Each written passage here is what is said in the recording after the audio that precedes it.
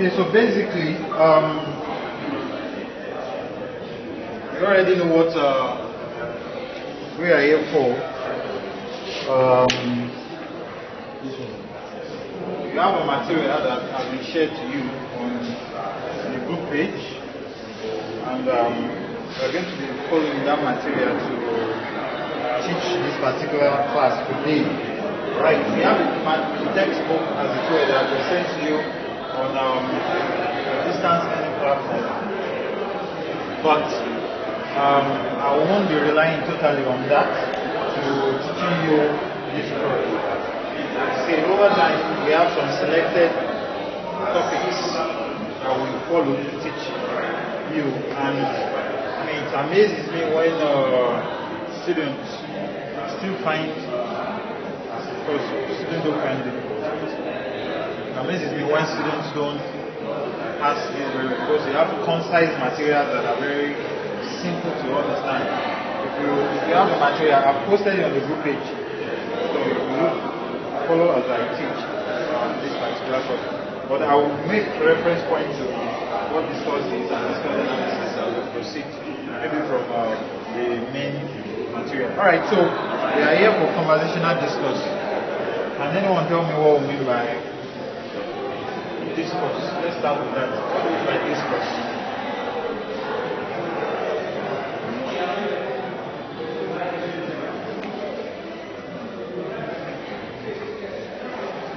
This is not the time to be checking.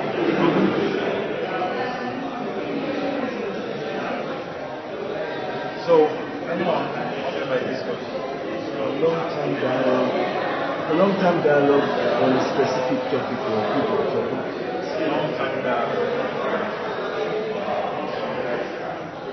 One of this. Another person. Discourse.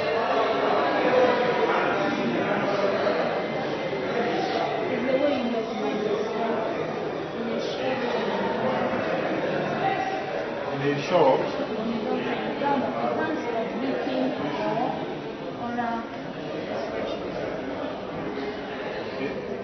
Alright. Any other person? Madam.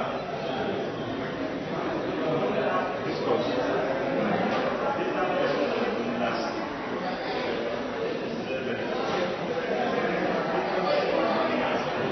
What? Huh?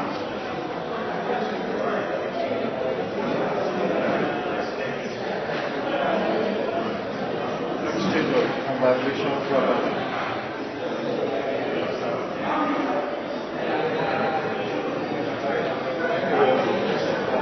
Now, discourse, I'm going to give you some number of explanations to discourse. So you just listen to that. That's not really our concern, but you have a holistic understanding of what we mean by discourse. Okay? So when you say discourse, hello, please, you are disturbing us.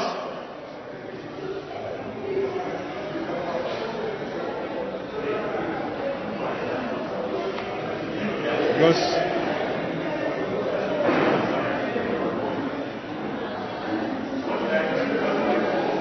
I don't like this particular area. The echo always comes down here. Those places are better. So,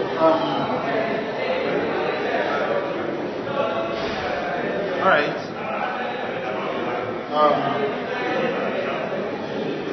Now, you have heard about grammar, and you will be told of the grammatical rank scales. You've heard of the morpheme, the phrase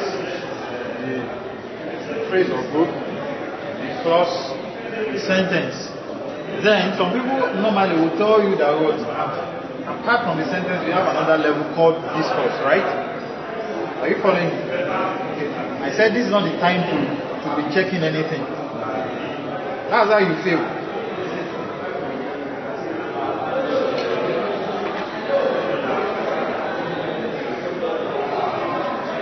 What do we mean by discourse in that sense? You have a collection of sentences that have been put together. Are you following? You have a collection of sentences put together, And those sentences that are put together are what you read as a text. Okay? If I take up mathematics textbook, it is what? A discourse. If I take up biology textbook, it is a discourse. If I take up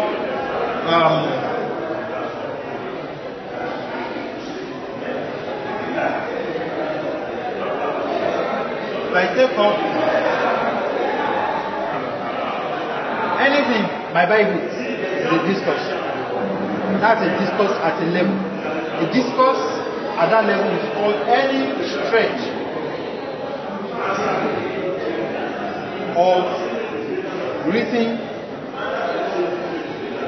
or spoken text about a particular topic. Stretch of written or spoken text about a particular topic. Are you following? Okay? That's an idea of what discourse is. Okay? So discourse, when you talk about discourse, you know that it is different from discourse. Okay? So discourse is a stretch of what?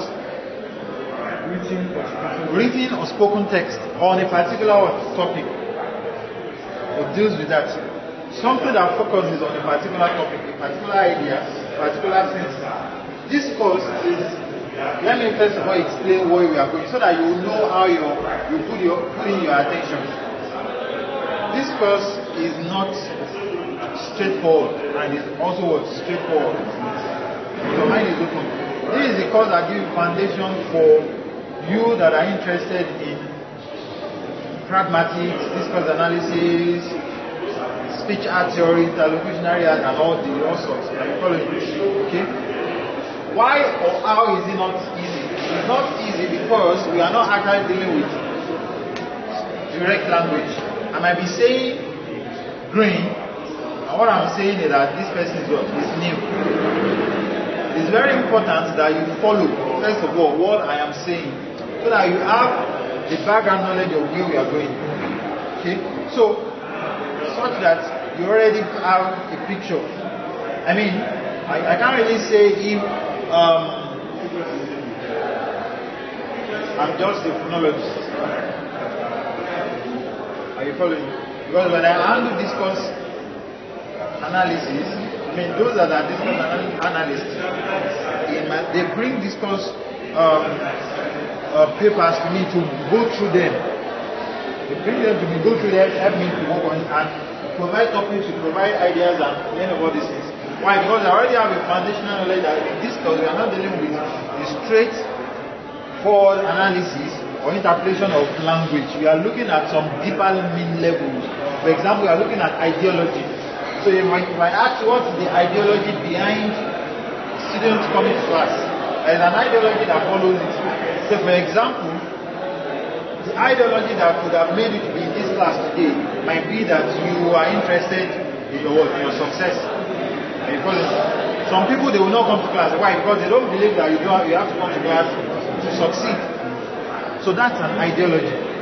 So in any written text, there are several things that are embedded in the text beyond the surface form. In any written text, many things are embedded in it beyond the surface form. The interpretation of the writer, the background of the speaker, of the writer too. Many things that are embedded in it. The context where that particular text has been written. Many things embedded in it. So, particularly, it is expected that you focus on me. Alright, so everything that I want to say basically already in the material. I mean, it's very concise. So just follow me initially. Now, I've given you one explanation or definition to discourse. Alright? So if you begin to look at discourse in another way, what else is discourse? People come together and they interact. What is the purpose of communication? Well, let me put it this way. When, I'm not sure, okay, you're in 300 level now, so you have thought, have you done anything on semi-functional grammar? Done something. So what are the three meta functions of language? What are the 3 meta functions of language? The 3 meta functions. I like your idea. You always want to at least try, even if you are saying rubbish, you are still saying something. So, but it is good. It's better than not saying anything. Well, let me tell you, it is very good, because when you say what is wrong, listen. When you say what is wrong, I can always correct you. So it is good. I mean, I like that mindset. That's the best mindset. Don't mind people that just hide and couch behind you or whatever, and pretend as if they know, but they don't know anything.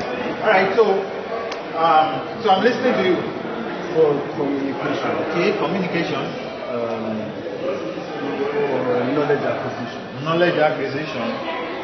Those are the 2 Right, so that's very good.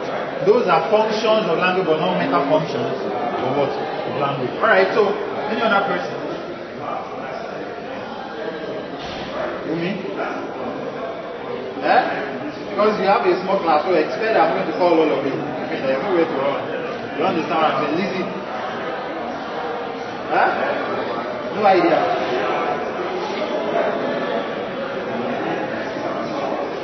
Yeah, right. Like distinguish. Distinguish what?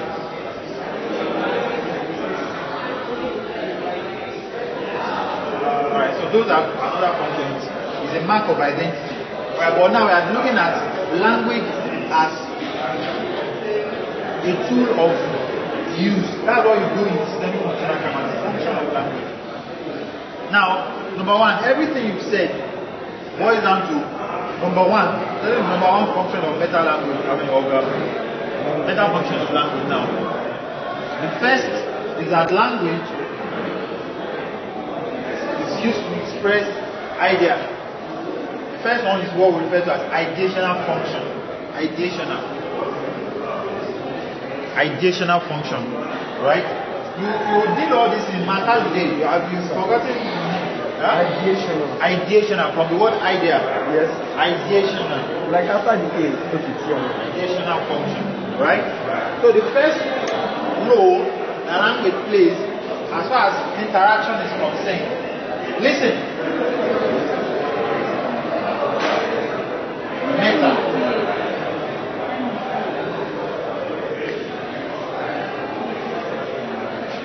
The first role of language, there are some people that fail discourse. I'm telling you now, there are some 500 students that fail discourse. And when coming to me saying that I'm going to retake discourse and whatever, how did I feel it and not the like? And they will register for the course. And they are not in class. The same mistake they made, they are making again. I can't remember the question that I gave them, but the question that I gave them, I write in that 8. How many pages is that material? If you add 5 pages to it, it becomes 13. Right there. Okay, so if a student feels, this kind of course, it amazes me. Are you following what I'm saying? So this is one of the, easiest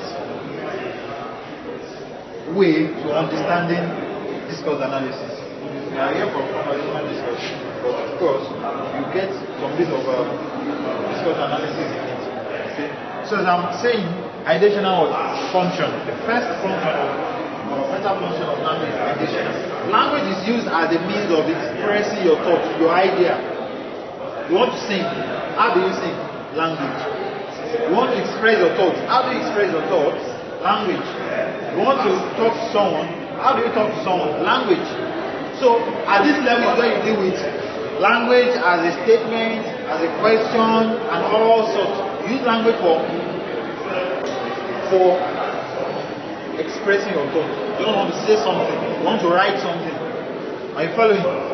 Right. So that's the number 1 function of what? Of language. Number 2 function of language.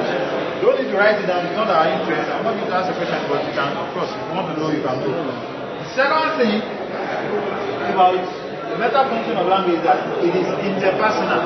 Another function of language is what? Interpersonal. Interpersonal function of what? Language. Okay? Interpersonal function of language. Are you following? Interpersonal function of language. Language is used as a means of interacting with people. Language is a means of interacting with people. Okay? So it is used in expressing your thoughts. Additional, it is used for interacting with people. It is at this level, and okay, before I tell you the other one, then the third one or the last one is textual function. Textual. At the interpersonal level, what are the things that you need to look at? The interactions, the routine you make. You ask questions, they ask you questions, say how are you, way of interacting with people. That's what you do at that level. It is at that level that you are conversing with your fellow people.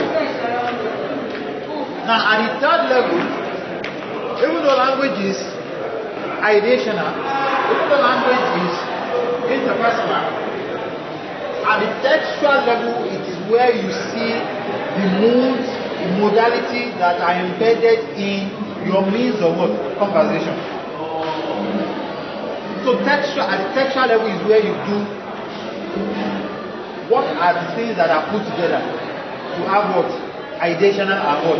Interpersonal what? Communication. Are you following? What are the things that you put together? So textual now, if I say Tunde killed a goat. In that case, Tunde is what? The agent. The goat is the what? The goat is the patient. We are looking at systemic functional grammar now, and you said you did systemic functional grammar. You are not doing TDG now. Systemic functional what? Grammar. Hey, TGSMG. Hey, go. This is the way they are looking at me. Answer now. But you said you did it before. Have you heard Markan the day before? Have you heard Markan the day before? Okay. Anyway, let's leave that for now. Come back to it. Now,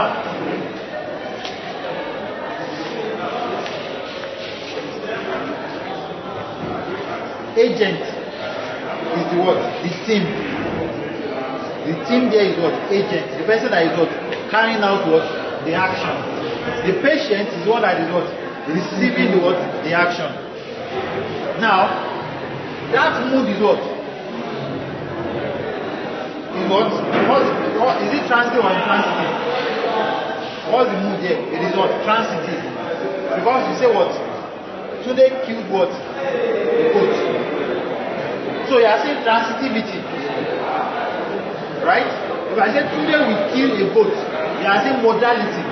It is not yet done, but it will be what? It will be done. So these are all the part of the things that you learned in semi-functional grammar. We are looking at the text.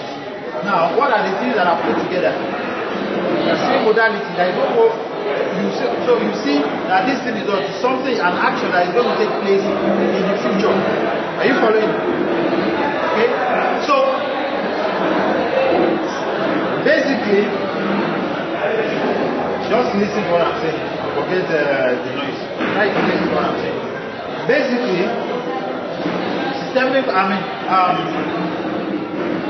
language is used to achieve these three aims.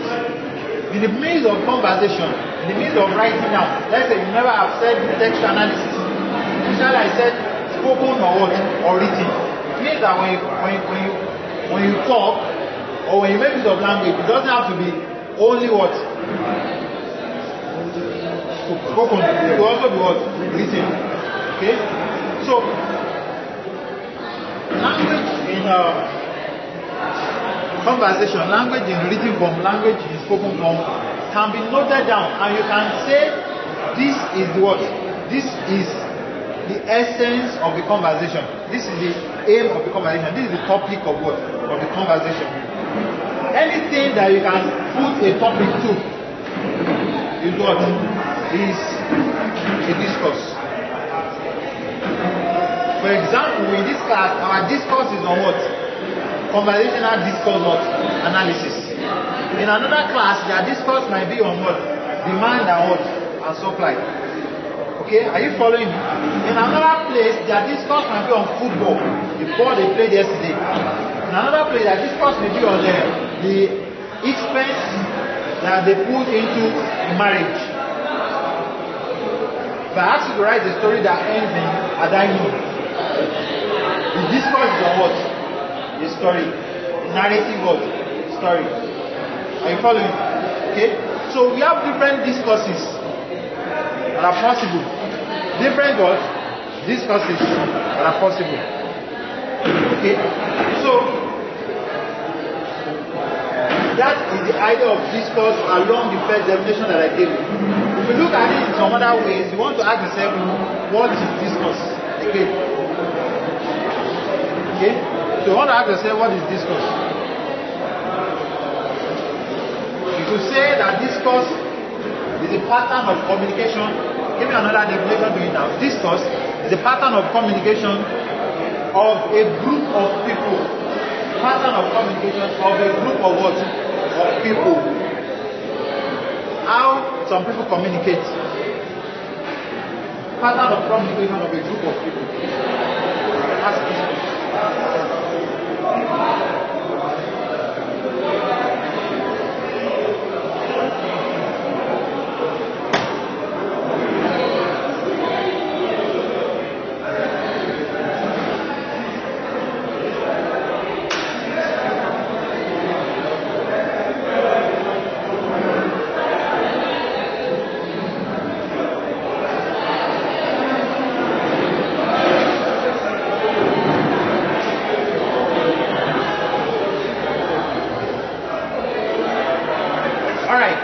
So ask yourself,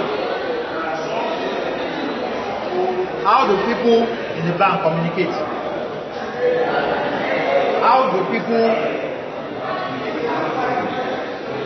in maybe the classroom communicate? How do people in maybe market communicate? How do people in the church, for example, how do they communicate? How do people in the mosque communicate? How do people in different areas? Let us even look at, let's go to geography. How do people that belong to a particular speech community communicate? I cited an example in the last class, maybe 391 now. I cited an example, 391, and I said that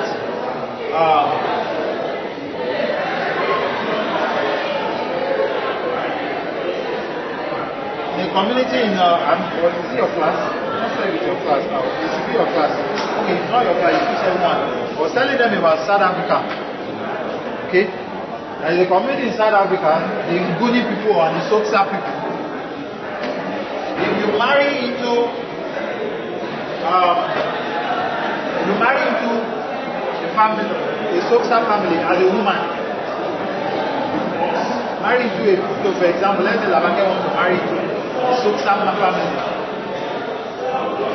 There are certain things you must not say again. You must not mention the name of anyone that is older than your husband in that family. Anything that belongs to that man,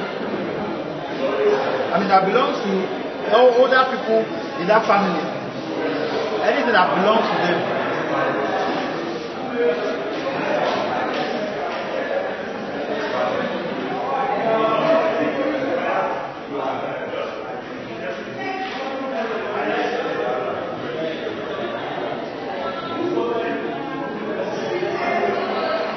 Alright, so let's continue. So for example, your husband is 28 years old. Anyone that is above 28, anything that belongs to the person, the name, the clothing, the books, anything that belongs to people that are older than your husband, you must not call the name. If you want to call anything, let's say you want to mention the name of someone that is older than your husband, whether male or female. Let's say for example, the person is Esther. You have to use another form of saying it. So where you put S, you can turn it to Z. Where you have T, you can turn it to da. Where you have ER, you can turn it to A. Are you following? So you have something like Esther. Can't say Esther again. You must learn the communication. It's a pattern of communication that they practice all over. Are you following me? It's a pattern of communication that is practiced all over Xhosa community. Largely many parts of South Africa. They call it Ilonipa. You can browse it out later on. They call it Ilonipa. You can't mention anything. You can't speak to the father or the mother of your husband directly. You have to use a form of language different from the language you are known to. So it means that once you want to get married, you have to start learning the way people used to talk. That's a pattern of communication. In the Yoruba culture too, you see that we have some patterns of communication. So for example,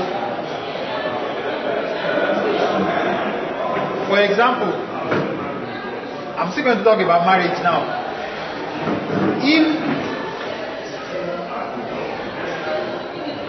your fiance has younger brothers and younger sisters, are you following me? Your fiance has younger sisters and younger brothers. One of the very first things you will do is that you will start calling them what? Brother. Are you following me? Start calling them what? Brother. So even if the person is younger than you, I'm talking to Yoruba people. I'm not talking to Esquire Yoruba people here. Are you Yoruba?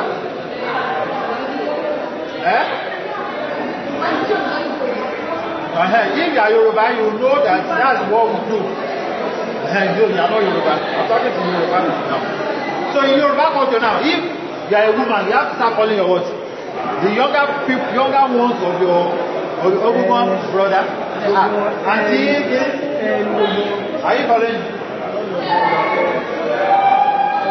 No, you have lost culture now. You are talking to people that still have culture. Also,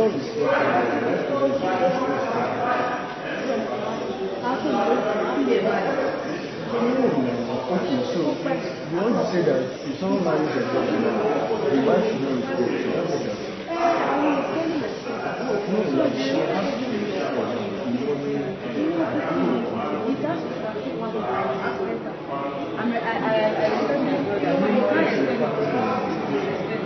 that is Yoruba culture. So you must learn it properly. In the Yoruba culture, whether you like it or not, it is expected. That's what shows that you are well brought up. Are you following me? That's what shows that you are well brought up. Okay? So that's in our culture. In some other people's culture, it is not there. I made mention of the Ondo people, the Ondo and Ile-Oluji people. They don't have respect culture in their language. You know, in the Yoruba culture, when you see, and it's an interference when you speak English. So when you see someone that is older than you, you will say, well, what? They are coming. One book. Even if when it is what? One person is coming. So you know that normally they is what? Plural. But because of Yoruba, we say one, or someone that is older than you, you say what? You say they are coming. Okay, that is Yoruba pattern of what? Communication for an elderly person. But if you go to Ile-Oluji, I'm coming. If you go to Ile-Oluji or you go to Ondo, that culture is not there. Their own language. So you say that language is embedded in what? In culture. We are looking at what? Pattern of what? Of communication. That's what we are looking at. So that you follow what we are talking about. Language is embedded in culture. So in Ondo now, you talk directly to your father. Kiowi. You don't say Kilewi, you say what? Kio-oni. It's not like in what? In Ondo or in Ile-Oluji variety of Yoruba. It is a direct means of what? One-on-one communication. Bami begi ni yawa, you don't say ebami or anything like that. Just like you have in what? In English language, where you don't have what? Respect as in the pronominal system, you don't have honorific pronouns. You just say, I'm expecting you. You is you. Whether his friend is older than you or what? Younger than you. Are you following me? So you see different patterns of communication in different cultures. Are you following me? Okay? Alright, ask your question.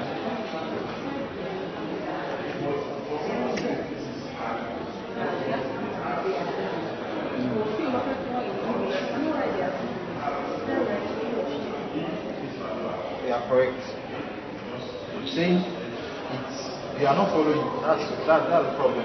They said language interference. Did you hear when I said language interference? Okay. So I said that language interference is the superimposition of the rule in your language on another language. Okay, that's why you are saying father. Are you following? Because you can't obey the rule of what? The correct pronunciation is what? Father. Right? But because in Yoruba language you don't have what? This vowel, and you don't have what? This vowel. So what do you do? You change from syllable stress time to what? Syllable time. You following? So you don't obey the rule again. That's language what? Interference. It happens at different levels of what? Of communication. I'm going to show you a material along the way. We'll move on to some other level. I was reading something about South African English the other day. And I saw some of what those things there that we also have in our own communication. So at this level we have what? We have it in phonetics. We also have it at the level of syntax too. Where some people when they want to talk, they will use they for what? For singular person. That's language what? Interference. It is you that is well educated or educated to some degree that will be able to say that what? He should be used for what? One person. Are you following? Even if the person is older than you or not older than you. So that is what we are saying. Alright? But the point that I was actually emphasizing there is that we have patterns of communication. In Yoruba we have the honorific pronoun. In English you don't have what? Honorific pronoun. So in Yoruba now, whether it is one person, if the person is older than you, you still use what? One. So if you now transcribe one and you ask them what is one? One is what? Third person plural what? Pronoun. So the person asks you, you say one for how many people? And you say one person. So and then this person will ask you, why do you say one for what? For one person. But that is the pattern of what? Of communication in the Yoruba what? Culture. Do you understand what I'm saying? Okay. So you have different patterns of communication. All these are embedded in what? In discourse.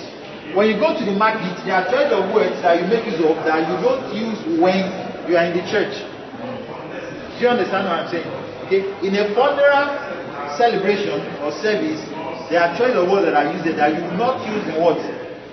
In a wedding. You can't say Atibe Babarele in a wedding. Also me. You say what's in Mongolia? Atibe Babarele. The person I see will first of all drop it. Am I in the room? I will address it. Okay, that's what? Pattern of communication. That is a way you communicate based on different contexts. I'm looking at the definition of discourse along that line. Okay? Now, the one that we are much more interested in, I've given you about 2 definitions of discourse now. The one we are very interested in is discourse can be defined as the contextual use of what? Of language. The contextual use of language. Language in what? In context. Language in context.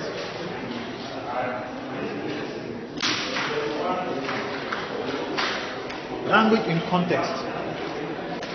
I've been overlapping into that definition before, but now you are getting into the details. I've been overlapping into it, but you are getting into the details now. Language is what? In context. The context of language.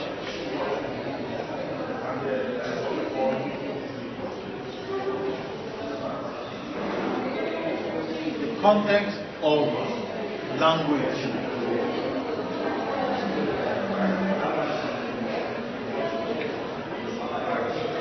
So language is contextualized. I've been talking about that, but I mean,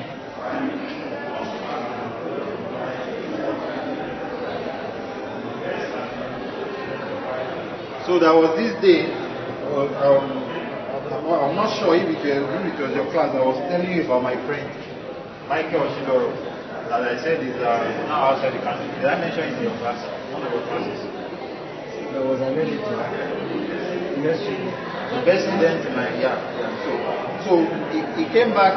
Was it last week now? Yeah, last week. He just called me suddenly. I wasn't expecting the call. So I don't even know the number. I saw the call.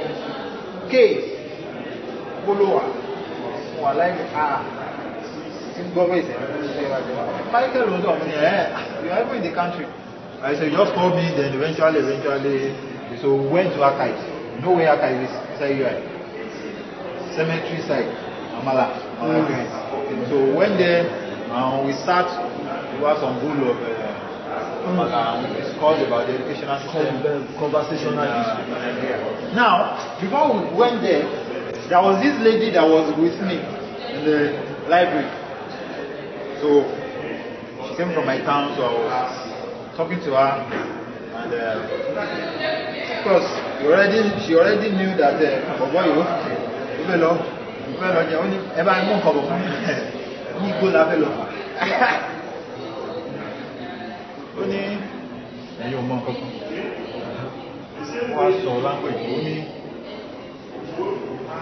ṣé mi mọ̀ nǹkan tó ń jẹ́ iṣẹ́ yìí ti mú iṣẹ́ èwo ló fi ń jẹ́ iṣẹ́. What is iṣẹ́? Tell me. What do you know as iṣẹ́? Tell us what you know as iṣẹ́ now. What do you know as iṣẹ́? What do you know as iṣẹ́? What is your own iṣẹ́? Madam, what is your iṣẹ́? Hairdressing. What is your iṣẹ́? One car with teacher. What is your iṣẹ́? Business. What's your iṣẹ́? What's your iṣẹ́? What's your iṣẹ́? Looking up to God.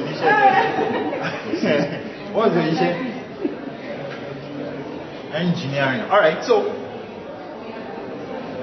cognition is important in interpretation of what? Of words.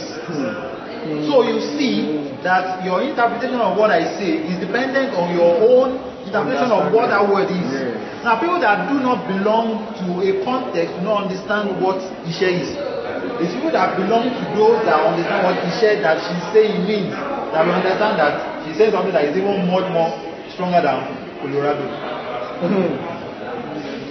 So she started explaining it to me that they mix this and mix that. So I was trying to tell her that don't come with the good that I want to prove. Because I don't want her to participate in the Amala. Because I know that I wasn't the one going to pay. So they bought that already. And I think we go do it go long. Because I know that she's just saying she doesn't take it. But I mean, I do not understand what she meant until maybe I belong to the group and I will start getting what interpretation of what that particular word is. So you see that language is what is dependent on what you use for in a particular context. Okay? So when I was taking this course some time ago, when I mentioned morphology, to you, morphology is what? The study of word what? Formation. If I mention morphology to biology students, morphology has been what? The study of the internal structure of plants and what? And animals. That is what morphology is to them.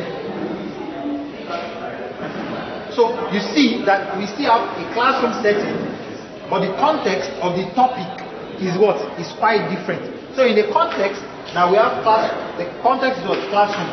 What is the topic of discourse? Morphology. Okay? Now, the participants, okay? The participants, morphology in what? In biology. Morphology in what? In linguistics. The participants are going to interpret what morphology means what? Differently. If I say Fumini code to Yahoo guys, you understand Fumini what? Fumini code. But if I say Fumini code, people that are in what? In programming, they know that Fumini code means what? Something what? Different. So context, topic. So, I mean, this is something. So you begin to look at when people talk, what are the things that are embedded in their communication? Okay, it's a very interesting, because it's not theoretical at all. It is what you do in your day-to-day activity. You go to the market, you go to church, converse with your children, you converse with your parents, you do several things daily. You make use of what? Of language, and the language you make use of are dependent on the context. So we are looking at language, discourse as well, language in contextual use, contextual usage of language. So, for example, a pastor was saying something a long time ago. Said they asked one brother to buy biro. Go and buy 2 biros for me. The brother brought 2 bolly. 2 bolly. Báwo ni biro ṣe jọ mọ́? Bolly. Ndo wà lópin. Ó ní kíni? Olómú wá. Are you following? Which leads to my question. There are times when we have conversations with people and we both have the same knowledge, okay, of the words we are using, okay, yet it is perceived differently. I'm trying to look for an example. I was having a conversation with someone and it spiraled into an attitude because they misunderstood what I said, even though the words I used are also understandable and relatable to the person. I understand what you are saying. Is it also in linguistics? I'm going to explain what I will start from what you are saying now, then we'll move on into the topic proper. Now, what you are saying, although it seems to you that the person have an understanding of what you are saying, or no, the person might not have an understanding of what you are saying. There are many things that are embedded in a stretch of utterance. The text is what we refer to as a stretch of utterance. You can write that down. The text is what? A stretch of utterance. Whether spoken or what? Or written. But let me give you a proper definition. A text is a stretch of utterance that is spoken, written, spoken to be written, or written to be what? Spoken. A text is a stretch of utterance that is either spoken, written, spoken to be written, or written to be what? To be spoken. As I'm talking now, the choice of words that I use combined together make up what? A text. When I put everything together, it's a discourse. That falls to the first definition of discourse that I gave you. Yes. Now, if I'm writing, what they are writing is what? Is a text. Now, what is a spoken to be written text? A spoken to be written text is when you are doing transcription, maybe of a message or whatever. That's what is spoken to be written what? Text. If you are casting news in a broadcasting station, what you are doing is what? You are reading a what? A written to be spoken what? Text. Do you understand what we mean by text now? Yes. Alright, so that is text. Now, in a text, there are several things embedded in it. We have entailment, we have presupposition, entailment. What does it mean? Okay? Entail. What is entail? If I say that I am hungry, okay, if I say that I have not eaten today, and this and that, and this and this and this and that, it entails that what? I'm hungry. What is the presupposition? My presupposition is that there is possibly someone in this class that should be able to give me solve the problem. Now, what is the implication? There is implication in what? In text. Implication. What is the intent? There is intent. These are what discourse terms that I expect you to note down. Presupposition, intent, discourse, entailment. Implication. There is an implication behind your what? Your conversation. We have conventional implication and conventional implication. Okay? So, what are you saying? What are you expressing? Are you following? What you are saying, what you are expressing, carries meaning. Now, it is always very frequent in mediated conversation that you always have what? Wrong interpretation of a stretch of utterance due to what? Wrong interpretation of the intent. So it is the intent that causes the misunderstanding. Because the person thinks that you have the wrong presupposition towards it. So if you are saying that, let me send you some money, your intent is what? I care about you. Yes. The other person may feel that you are proud. Thinking that what you are saying is that So, to you, I can't take care of myself. I'm hungry, I'm asking for this and that. All those things are embedded in what? In intent. And what it entails to different people. So, although you have the general knowledge of language, which we refer to as shared socio-cultural knowledge, there are some other levels to it. Okay? Now, we have what we refer to as repair mechanism. You can repair a conversation. You can tell the person that this and this is what I meant, and this is not what I meant. So, you are explaining your intent. Okay? Now, intent is embedded in your cognition. What you think this thing. Now, someone might have built up an idea. People don't just build up ideas. The idea they built up might be from you, might be from some other people. If, for example, a woman that has been jilted 100 times, and suddenly you said, this is the woman God has chosen for me. Okay. But then this is the woman God has chosen for me. And you went to meet the lady, said, I love you. You bloody liar. You are a thief, you are a fraud. And you come out. Now, something has built the word I love you to that person. To that person, I love you. The implication is what? We are here to do some other things. To do the good. Are you following what I'm saying? That is part of what you see in what? We are looking at language in what? In context. The context will determine. So, as far as that person is concerned, many things are what has informed how you interpret what? Language. Are you following what I'm saying? Okay? So, I was saying some other things before. If I say I want to buy goods, okay? So, I go to market.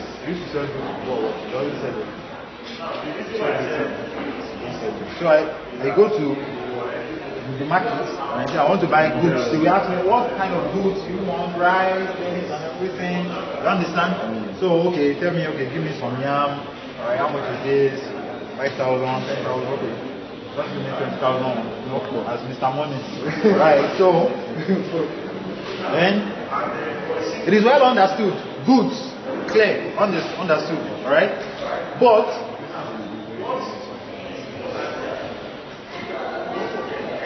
if you go at night, you are driving your car and you go to La Mota Junction T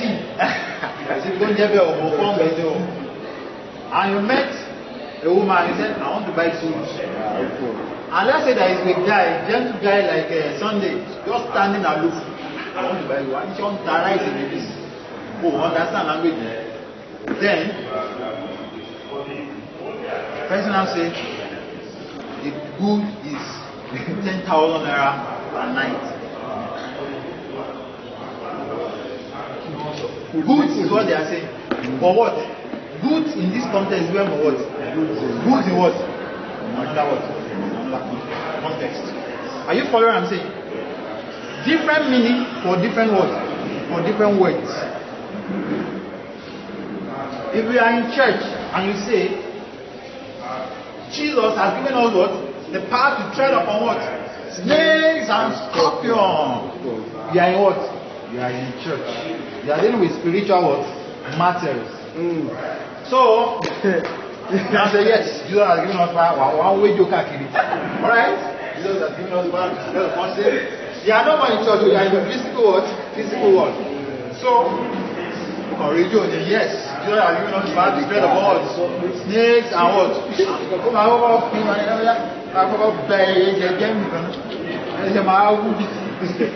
Snakes and what? Now, in church, what Jesus said is not what? It's not physical. It is not spiritual. Maybe it has to do with devil and demons and whatsoever. But because you don't have what? The shared socio-cultural knowledge that it's dealing with spiritual things there. You now come to this context, physical world. You are now looking for snakes and scorpions to trample. You now say that Jesus lived.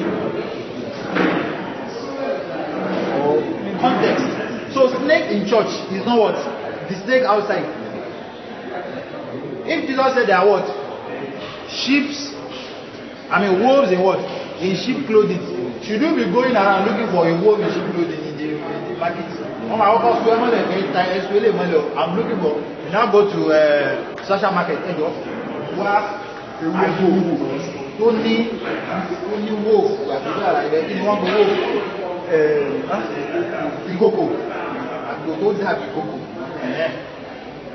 If they are Igbo guys, they say, okay, just bring 1 million. We have to use for your packing. You understand what I'm saying? But there is no what? There is no wolf in what? In sheep clothing in the real what? In the real world. That's dealing with some level beyond animals. Are you following? That is what? Contextual use of language. So in a conversational discourse, people will make use of words that you don't understand. If I'm talking now, you can build into what I'm saying, but you might be wrong. You can build into what I'm saying, you might be wrong. Hello? Show to be my man. Doctor.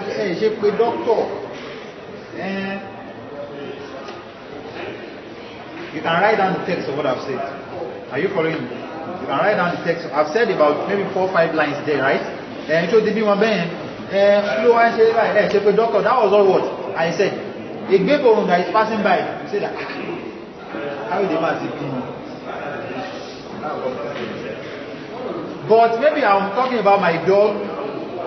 That is about what? Giving birth. But it's having problem what? Giving birth. That it is expected that you call a veterinary what? Doctor. Are you following what I'm saying? So it is people that are in the conversation that actually have the correct interpretation of what it is. So if I say doctor, if I say show the people ben, I can even say has she given birth?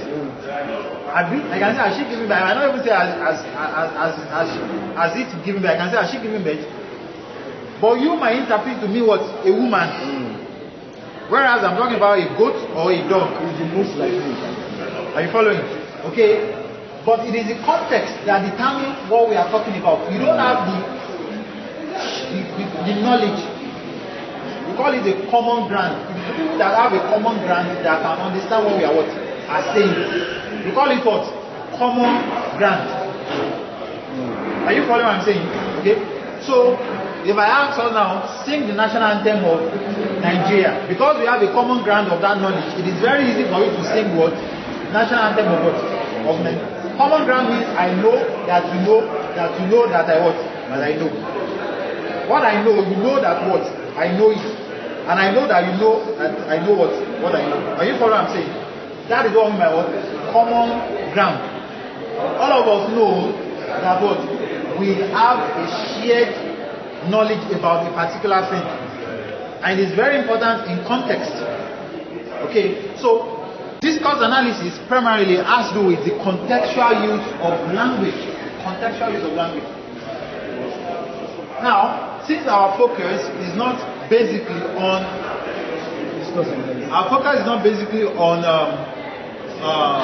is that lady not one of you?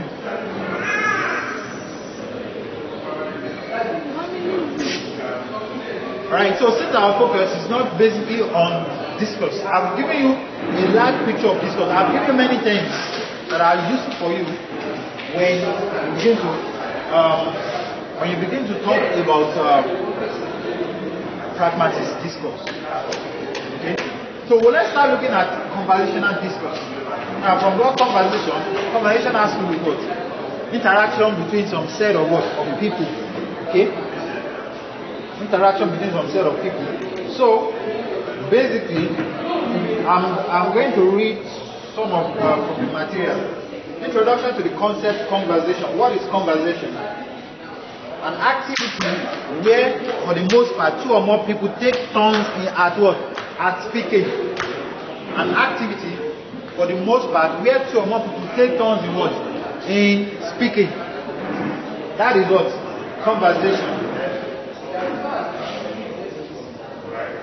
So anywhere you see people talking, start thinking in your mind, what are the analysis you want to give to it?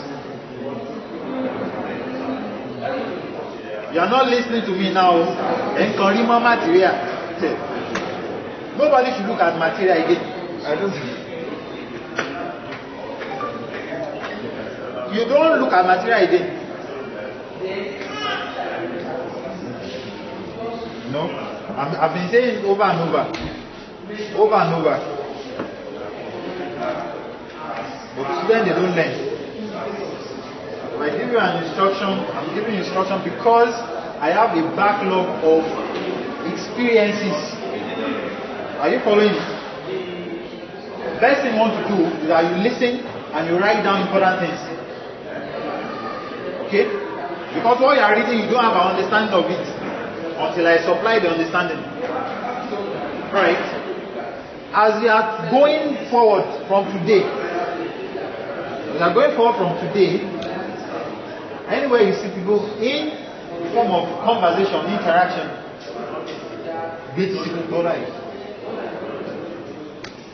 and you will start analyzing your brain, your mind, certain things. Are you following me? So, for example, this class is a conversation. If I ask you, what are the participants of this class? You should be able to tell me what? The participants. Are you following me? If I ask, what is the goal of this class? You should be able to tell me the what? The goal. If I ask you, what are the acts that are used in the conversation? You should be able to tell me the acts. If I ask you, what is the setting of the conversation? You should be able to tell me the what? The setting. That's what you should start looking forward to now as you go towards the exam. Taking this course. So in a market interaction, you saw someone, let's say I gave you a text, a very short text. Good morning, ma'am. Good morning. Please, I want to buy close-ups. How much is it? 500 naira. I want me. This thing is 200.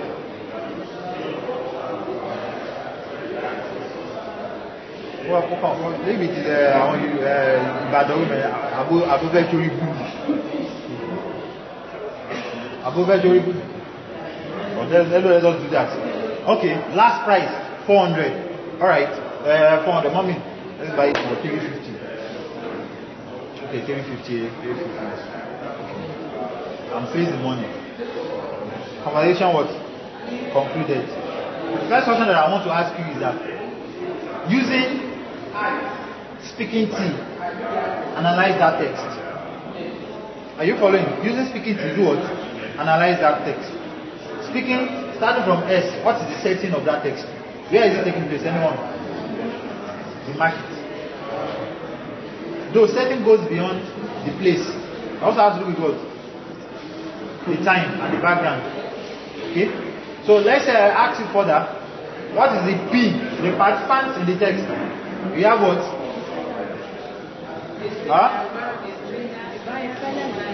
The buyer and the seller, right? Now what is the E? Which is what? The end. The purpose of them being in a conversation. It is what? So that they can, the guy wants to buy what? A good. So he is arguing, not arguing, arguing. What you do when you are bargaining is what we actually what is what? Arguing. So he's arguing.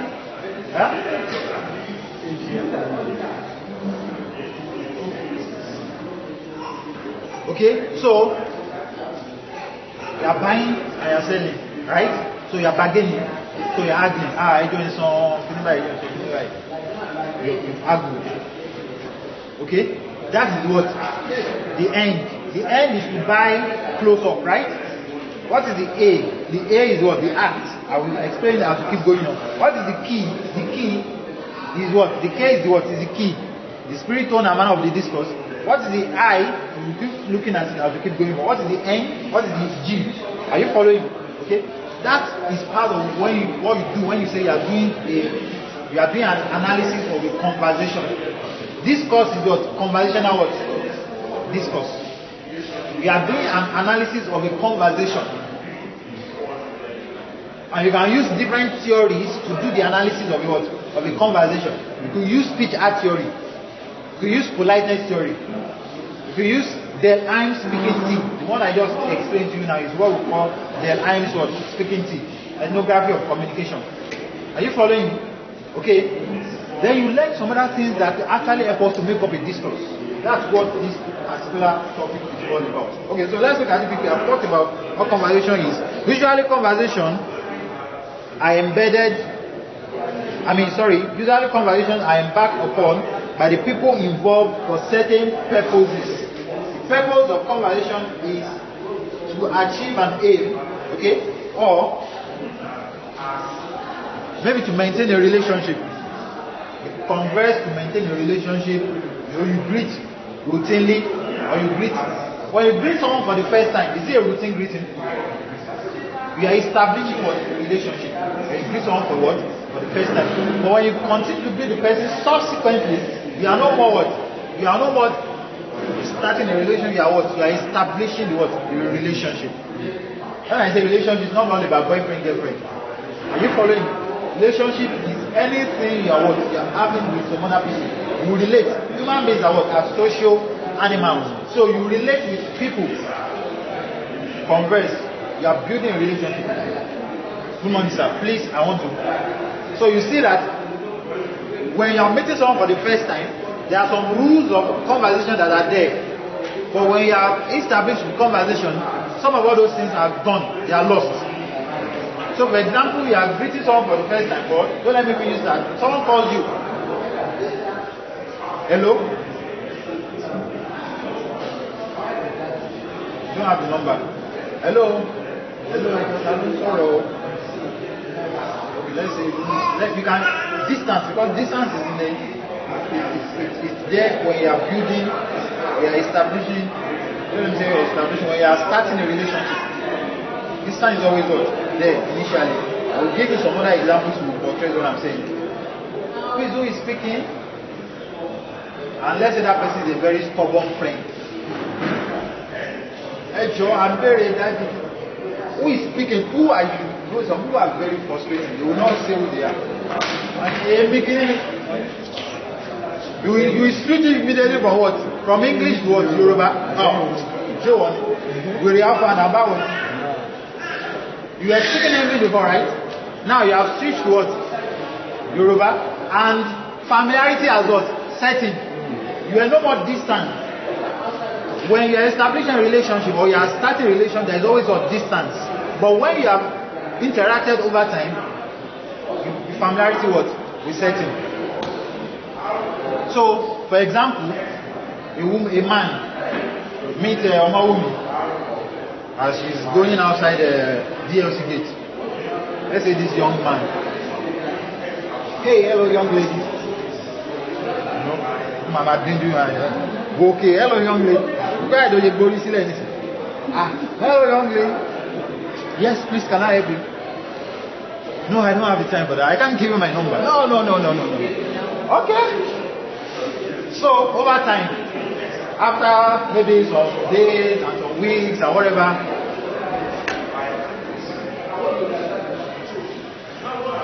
you will not say, sir, please, I don't like that. Don't disturb me again. I said, I'm not interested. Sir, please, mind yourself. Sir, I'm giving you respect now. Mind yourself. But eventually what? Sir, will now become what? Sir, will become what? Sir, will become biology. Wala is it good? Sir, has become what? Sir, has become what? Biology. Switch in what? Conversation. Switch in respect. Are you following me? Okay? So, from formal form of communication, it has become what? Informal. It has become casual. Are you following what I'm saying? All these things are very important. You should note them when you are reading a text. You should note them when you are reading what? A text. They are very important. You must be able to read in between the lines whether the conversation is what? Is casual or it is what? Formal. Whether the conversation is frozen or it is informal. Okay? We have like 4 levels of conversation. Is it 4 or 5? We have the informal, we have the formal, we have the casual, we have intimate, you have frozen. Okay? So, as the way you talk to your wife at home, if your wife is your boss at work, there is a way you talk to your wife at work. You can say, at home, you say, yeah. Bring my pounded jam. When you get to work, you say, excuse me. Sorry, I'm sorry, I'm so my way of you share your way that guy. Please stand outside. You came late for the meeting. Please stand outside. You came late for the meeting. This is all right. Oh Lord. This place of work now. I'm on my text now. No, the message has been wait. The rule is that once you come late for a meeting, 30 minutes late we stand outside. So respect yourself and what? And stand outside. I mean, I don't get it. Alright, let's move on. The German means that conversation cannot occur in a vacuum. In other words, conversation cannot take place between one person. However, let me stress that there could be a monologue. The monologue is a conversation that is taking place between you and your thoughts. Are you following? The monologue is just random. Well, the monologue is when you're talking to you, and the soliloquy is when you're talking to you. Just that you are talking to this one, you don't want to ignore that one. Or the other, all right.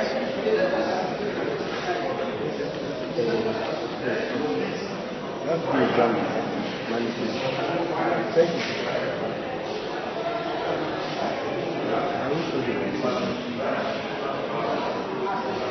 Let me explain what you just said. There are three things in what you just said. You have what we refer to as aside. You have what we refer to as soliloquy. You have what we refer to as monologue. Aside was what you said. Aside, the audience, they use aside in grammar, where the audience are actually hearing what the person says, but it is assumed that those other people on the stage do not hear. Though they actually hear, but it's assumed that they don't hear. Let's say, Osheke, hello my friend. So let's say that one, it's assumed as if the one you don't hear, because that is what aside. So the look is what? You are speaking out your mind. Your mouth is not open. So what you hear is what? The voice of what? Of the person. Are you following now? What you hear is the voice of the person. That's when someone is just moving around. Do you watch a Blackberry or Dr. Whiteberry comedy on YouTube? Whiteberry, Baba Kama. You don't watch Whiteberry. That one and Baba Larry, both of them used to lie. No, you will not talk out. You just so they would have prepared it, so you just moving around. Worry, that's what soliloquy. Bon, je vais chier. Qui nous veut so fun? Qui dit to ba dey right? We travel over 3 years. For you that pay 6 months.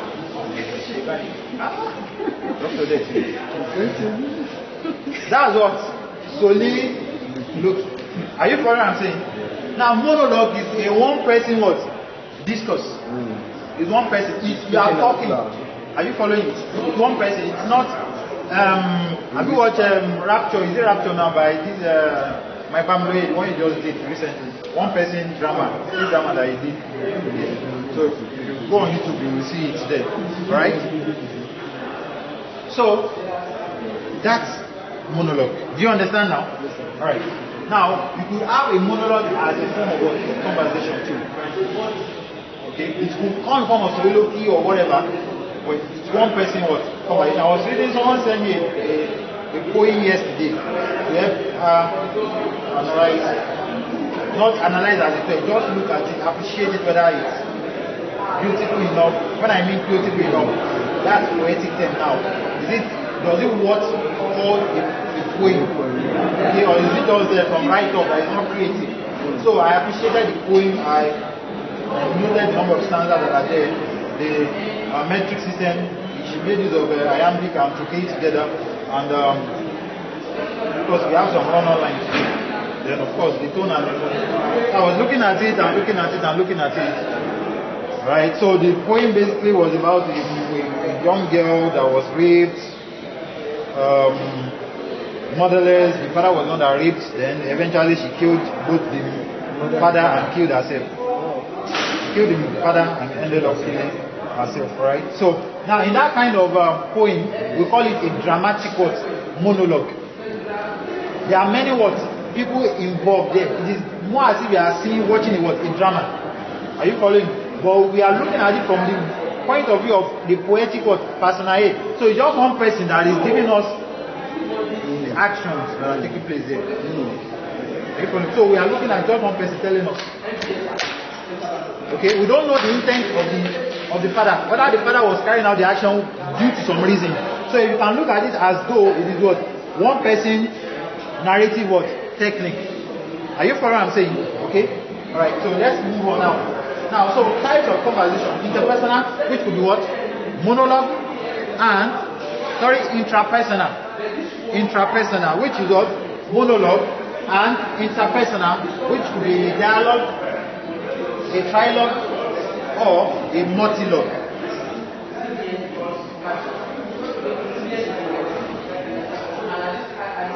Intrapersonal is monologue. Intra, it is what? Monologue. Then, interpersonal, dialogue, trialogue, and multilogue. I won't ask you all this. Don't know this one. I wanted to ask you, you were explaining the level of conversation, and then you said types of conversation. Is what I'm explaining now. Like, I was writing something concerning level of conversation. Okay. It will be casual. That's not level of conversation. That's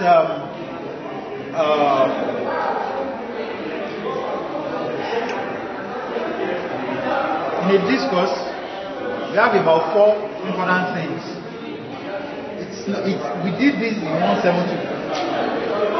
So, but I want you to just picture what I'm saying and just add it as one of mine. It relates to what we are talking about now. We're not really focused. We have the topic of a discourse. We have the participant of a discourse. Okay? We have the mode of discourse. The mode of discourse. And we have the manner. Manner of what? Of the discourse. When we talk about key, you get it better. The key. So in the manner of discourse, you will see that this discourse is formal. Good morning, sir. Good morning, Mr. Tunde, Bolaji, whatever. That person is your friend, but now you are in a law court. Good morning, Mr. Tunde, Bolaji, whatever. Are you a Christian or a Muslim? Alright. Put your hand on this. Repeat after me. So do, and so on and so forth. Mr. Tunji, can you tell us exactly what you saw on the July 7, 2020? You cannot be asked, Mr. Ajunika, will you please respect yourself? You are in a law court, or else to be charged with what? Contempt. That's what law court. Over data, we are judging.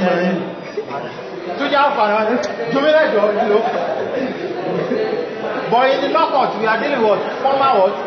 The manner of discourse there is what? Formal. So there is nothing like idea or whatever. It is what? Formal. Do you understand what I'm saying now? Guys, you understand what I'm saying? So that is the idea of what? Of mode, manner of what? Of discourse. Now what I'm explaining are the types of conversation. Types of conversation could be intrapersonal or monologue. intrapersonal or interpersonal. If it is intrapersonal, it is a monologue. If it is interpersonal, it will be a dialogue. Dialogue cannot be like a dialogue has to do with what? Two persons, right? A dialogue has to do with what? Three persons. Monologue will be two or more. It's following. Now, elements of conversation. We are moving into the details. Now, elements of conversation. Number one, turn taking. Turn taking. Turn taking. Elements of conversation. Turn taking.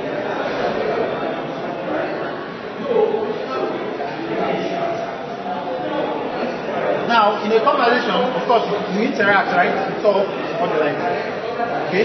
Please don't always view conversation that I'm talking about as talking to be written form too, because the text we meet is going to be written form. Okay? So, look at it in different points of view. So,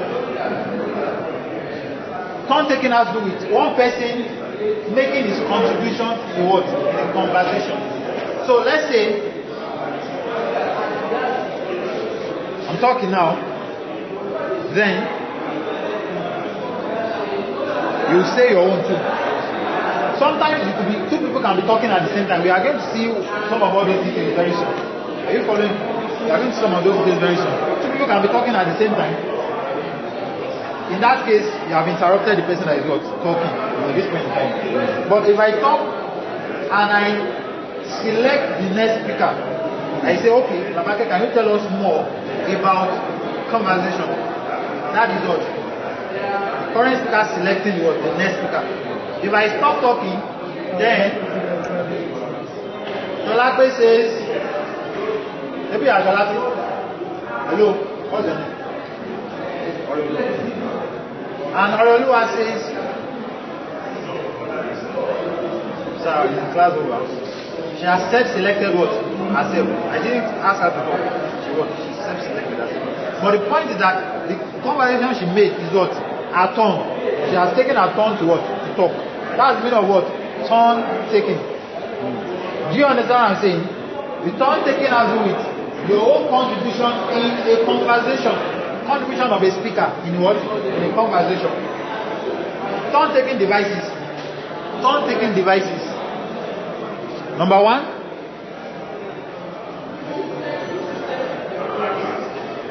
The current speaker select the next speaker. The current speaker select the next what? Speaker. This sometimes might involve the use of you. So I can say, can you tell us about this? Okay? Okay? So that's the idea of what? The current speaker select what? The next speaker.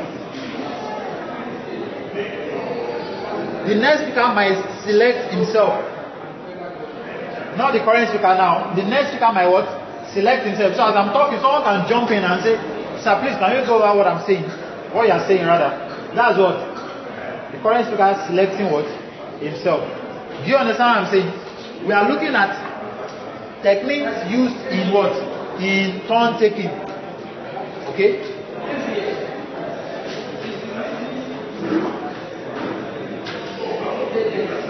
This has elements of what? Of interruption. When you select yourself, when the current speaker is talking, it is called what? Interruption. It is called what? Interruption. Right? Now, if you started the class with us, I told us that the material I ought to give you, I forgot it. Are you following? I forgot it. So I'm reading from the soft copy, but the soft copy is not full. Now, a part of that soft copy that is not full is the next thing that I want to say now. So I'm going to take some bit of time to explain it. So I won't go over it again. So what's going to happen is that you come and you collect the material, then you photocopy it. So the next thing that I want to talk about, we are looking at elements of what? Of conversation. Are you following? The next another element of conversation that I want to talk about is interruption. Interruption is a topic on its own, but it's still part of what? Element of conversation. So let me talk about interruption quickly. Interruption means hijacking. This one is a constant question. Expect it. And of course I'm going to talk about it a bit so that you know what you want to say. Interruption means hijacking or snatching of discourse flow from a current speaker or pre-selected speaker in conversation. Interruption refers to the hijacking or snatching. Refers to the hijacking or snatching of the discourse flow. F-L-O-O-R. The hijacking or snatching of the discourse flow from a current speaker or a pre-selected speaker in a conversation. From the current speaker or a pre-selected speaker. A pre-selected speaker in a conversation.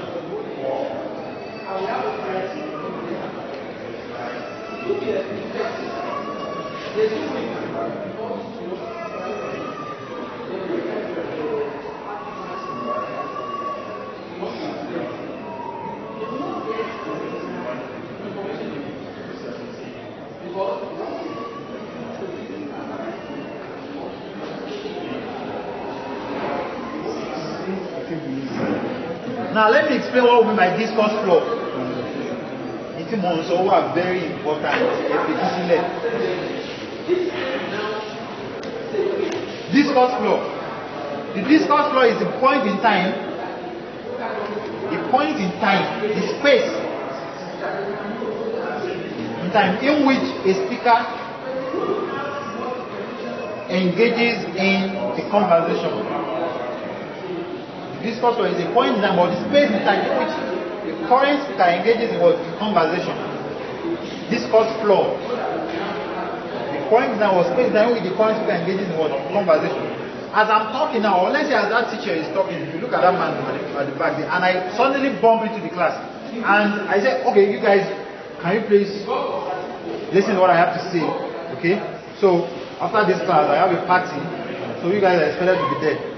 What I did is that I am, first of all, I am now the one talking.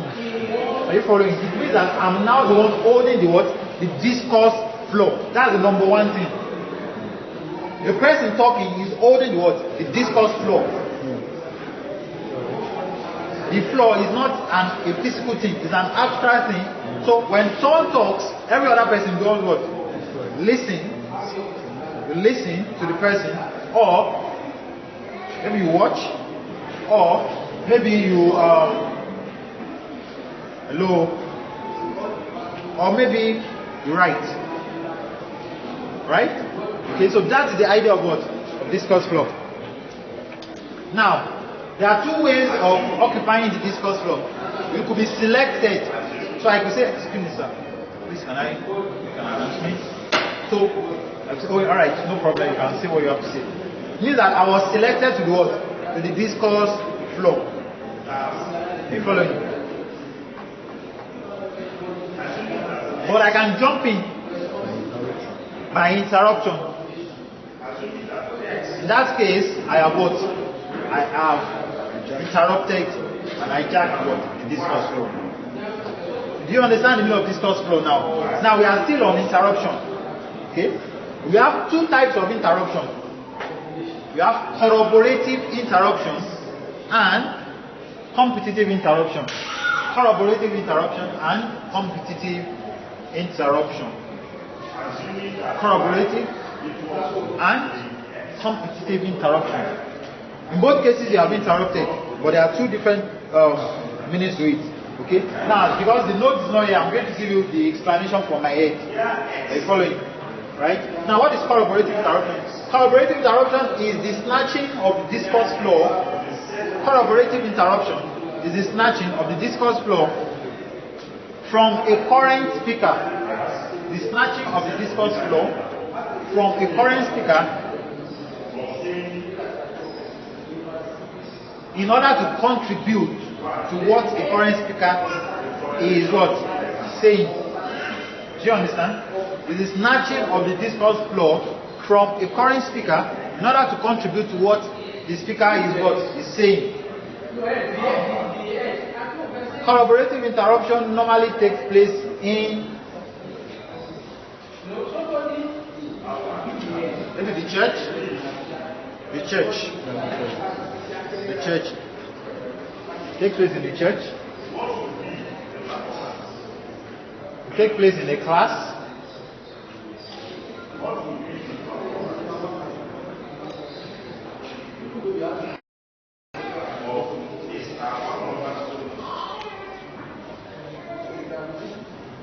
It could take place in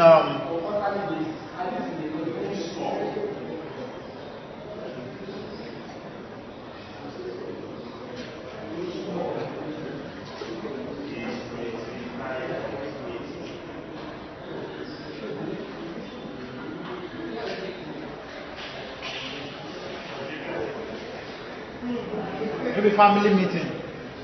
Sometimes it be in a family meeting.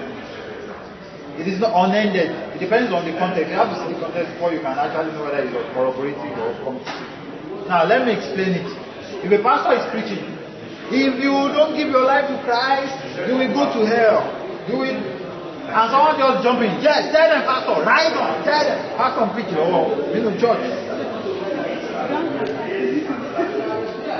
Are you following in the church? I'm trying to say, tell them, right on. Yes, pastor, right on.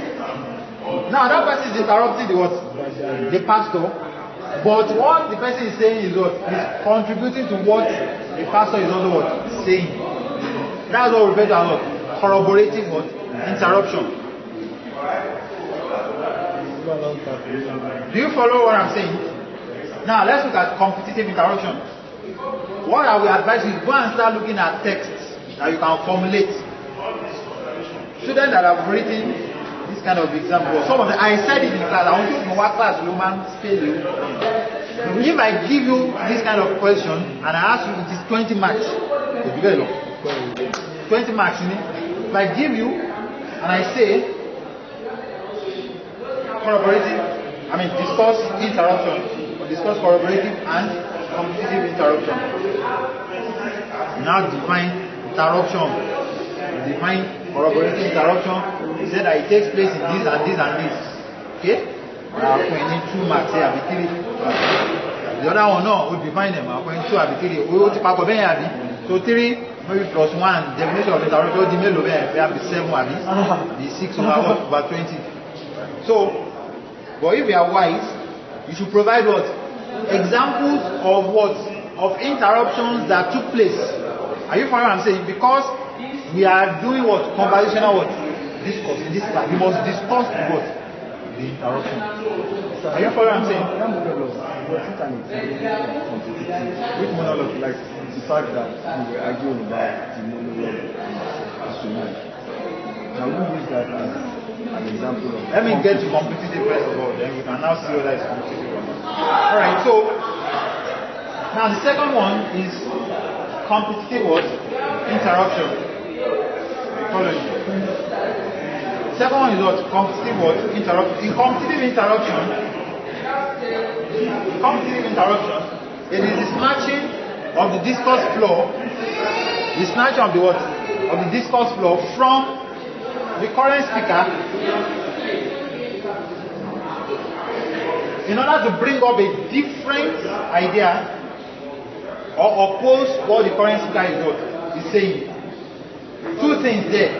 You are bringing up entirely something what different, or you are opposing what the person is what is saying. Do you understand? Do you understand? They are just right there. Okay.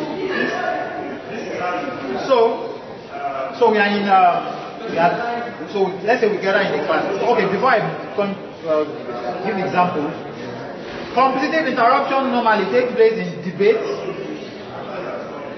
lockups,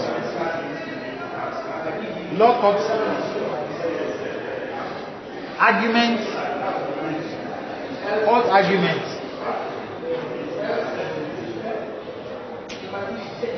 You know, when people are fighting, they won't wait for you have focus on it. Are you following? Interruption is going to take place. Hey, if they are talking about football, Messi and Ronaldo. Ronaldo is the best player. Ronaldo, Messi, go to Messi score. That is what Competitive what? Interruption.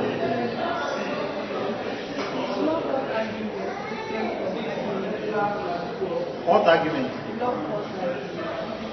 I never mentioned law court argument. I said the law court.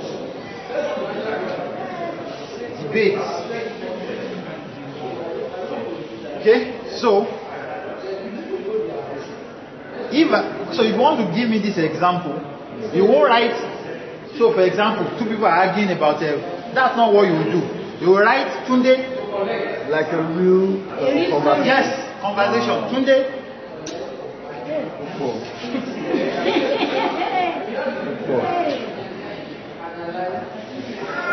I want to tell you that there is no player as strong as Ronaldo. Ronaldo is the greatest of all time. Go to Nibaba. You even put Nibaba there so that they will know that what they are Yoruba. You understand what I'm saying? Now, how do you listen? How do you mark competitive interruption? As someone is saying go to ni, what's your name? Baba Eto, you will now put dot. That dot indicates what? Interruption. Are you following? So you will now start with another person. Bola. Keep quiet, which player Ronaldo? Are you following? If you like, go and copy this one. Like that. You now say what? Keep quiet, with Ronaldo. If you see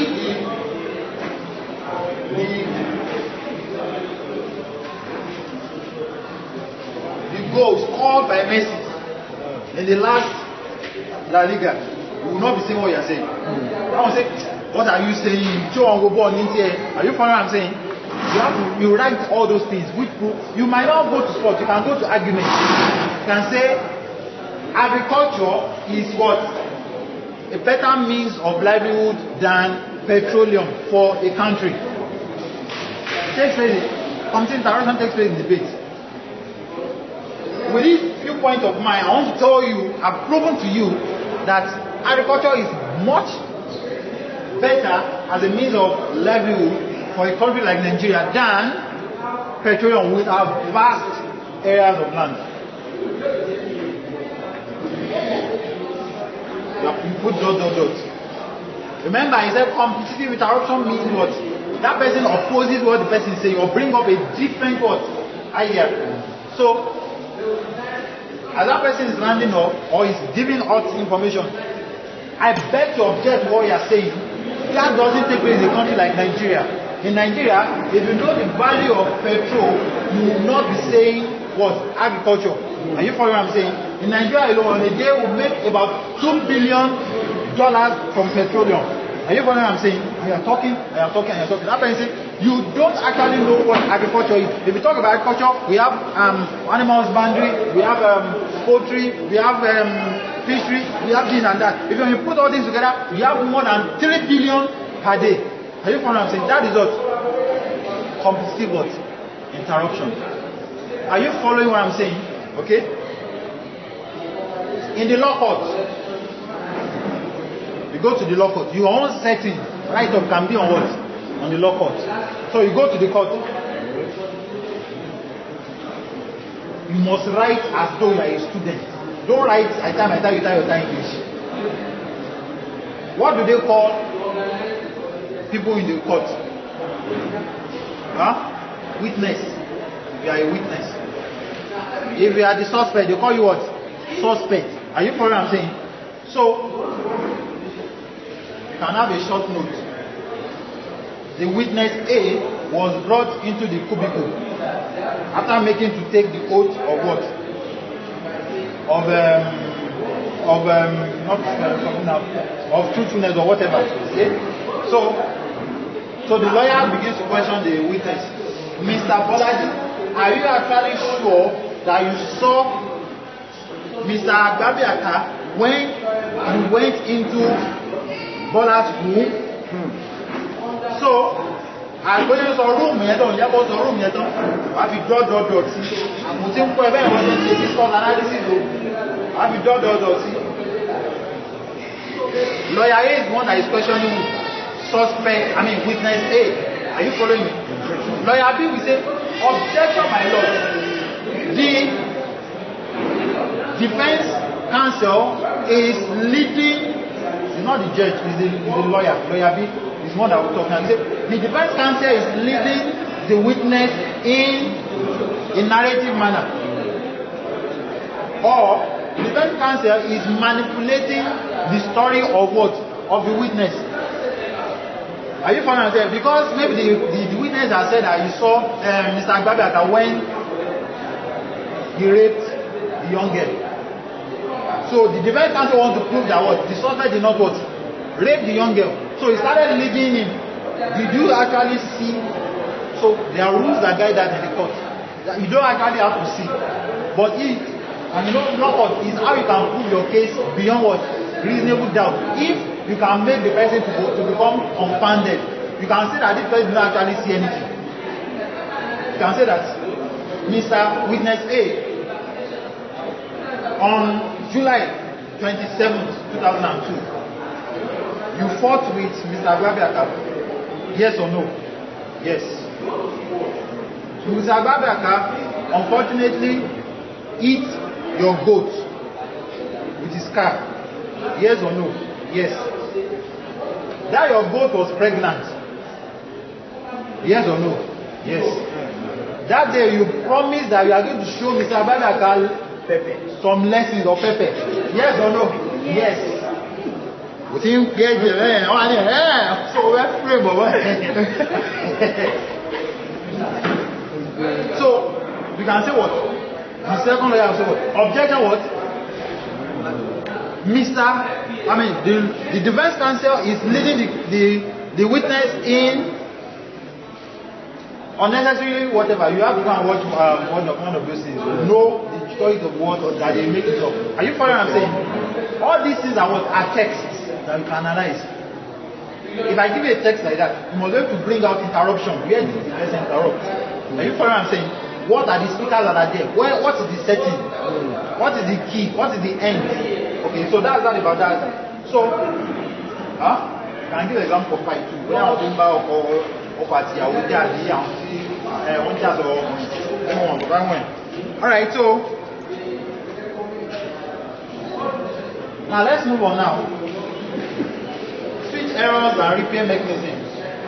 Switch errors and repair mechanisms. And we are still on elements of what? Remember I said that interruption is a topic on its own. I've already taught you what? Interruption, but we are still on elements of conversation. Alright? Speech errors and repair mechanisms in conversations. Now, when people converse, they tend to make mistakes.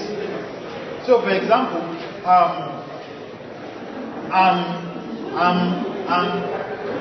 what I'm doing like that is what? I've forgotten what I want to say.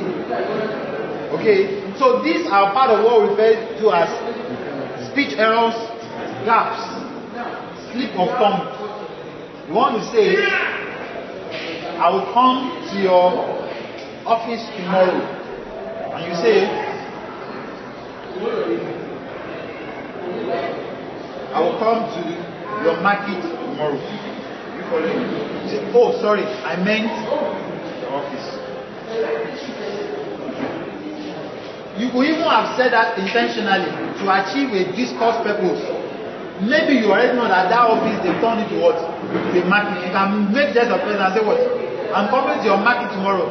Then what do you mean? Oh, sorry, I'm coming to your what? You must read in between the lines what that person is trying to achieve. I'm giving you another idea to conversation. Are you following what I'm saying? In that case, when someone says, I'm coming to your office tomorrow, how he intended to say, he ended up saying what? I'm coming to your market tomorrow. That person might be presupposing that what? In their office, what they do is that they buy and what? And sell. Are you following what I'm saying? These are what you see in contextual use of what? Of language. Are you following? So market is not seen as what? Office is not seen as what? Market. Now, apart from that, you can make some other mistakes. You can say, I come to class yesterday. What you wanted to say is what? I came to class yesterday. You can correct yourself and say, sorry, I meant this and this.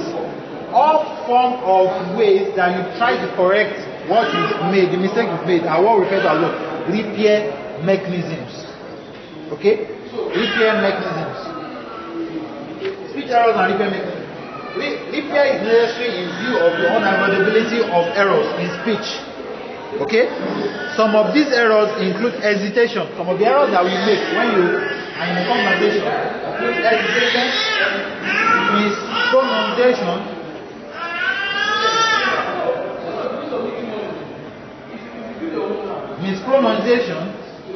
false start,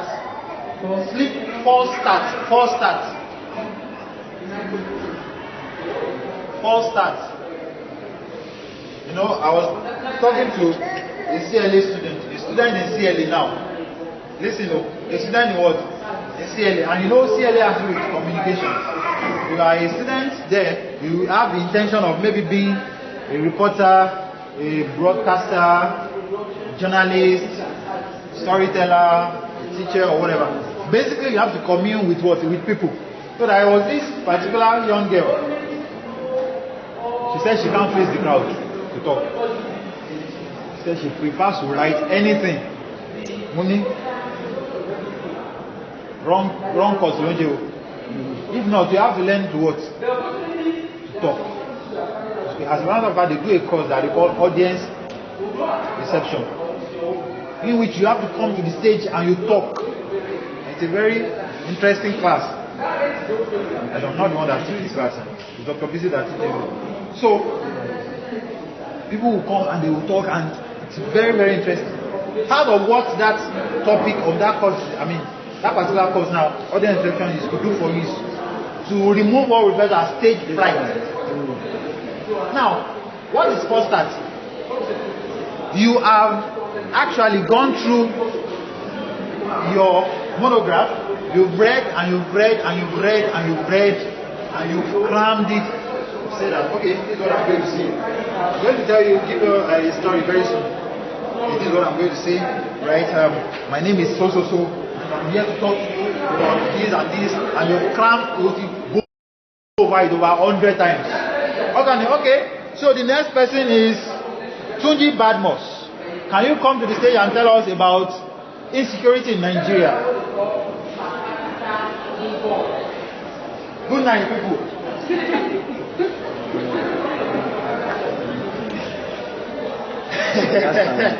That's what we meant about false start. You know what? Let me share one experience with you. There was a day that I had an interview.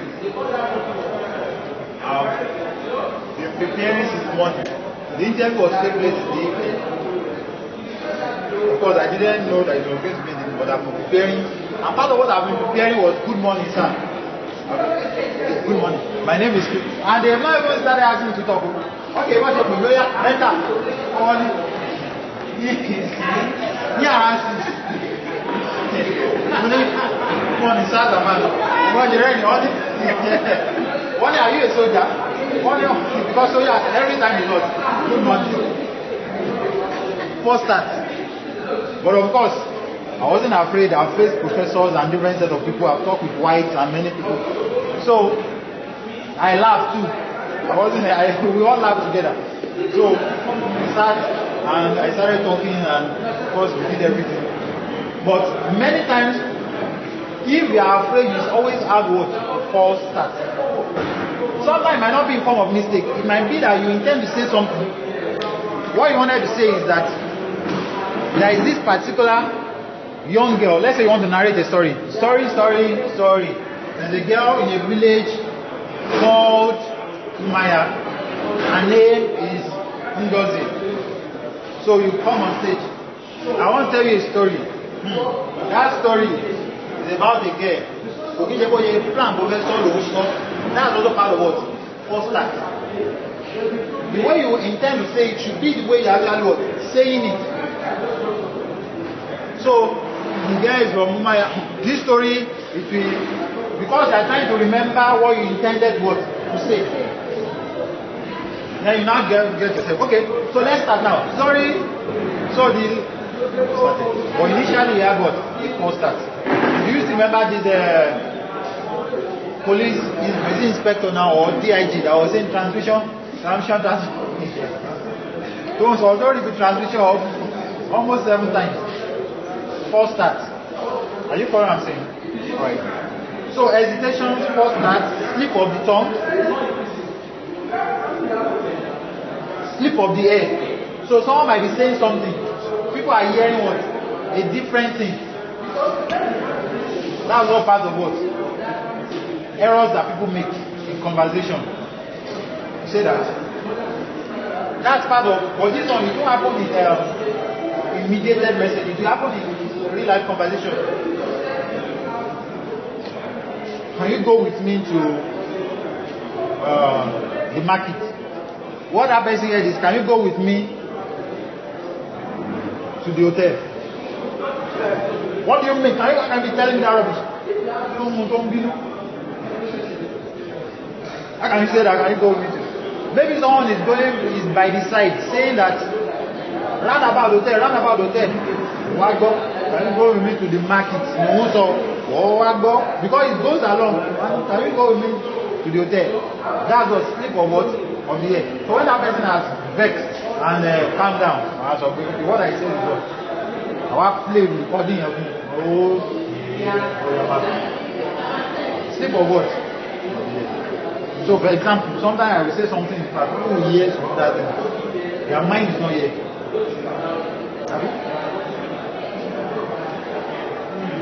Their mind is in their business. How they will transfer money. And that's what I'm saying.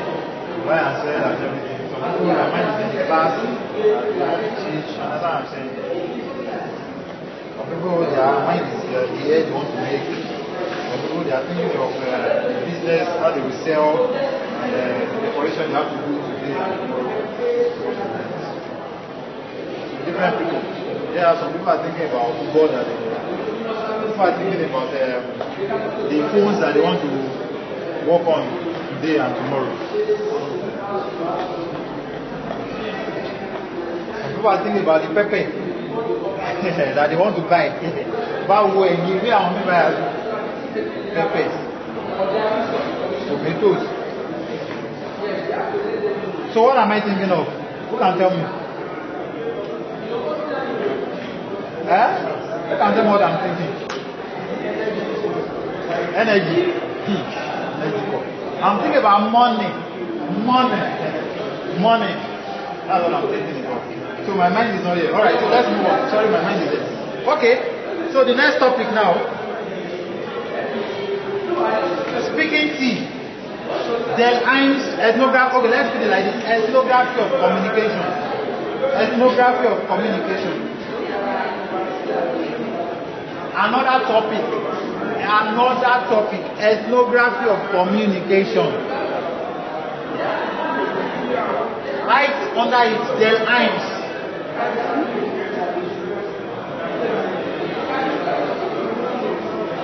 It's not written in your material, but I'm giving you more details now. Okay? LIN's ethnography of communication. Now, LIN's, I'm going to tell you the story quickly. LIN's looked at a way of analyzing the way people communicate. Remember when I started the class, I was saying that discourse has to do with the pattern of communication of specific people, right? So there are ways people commune in different settings. In different settings, there are ways they commune. Okay? So our interest is to be able to identify the pattern of communication of specific set of people. That's why we have what we better as ethnography what? Ethnography what? Of communication. Ethnography has to do with what? Ethnic and what? And graph. Ethnograph. Are you following? Ethno what? Ethnograph. So ethnicity as it were. So you are looking at the pattern of communication of some group of people, a particular ethnic group.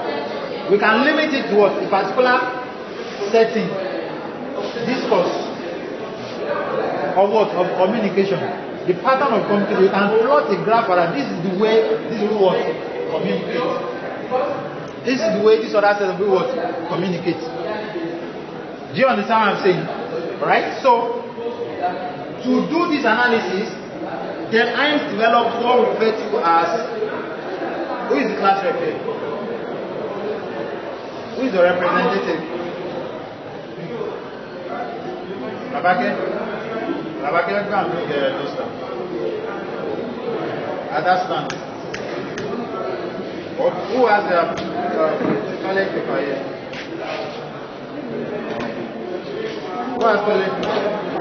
You have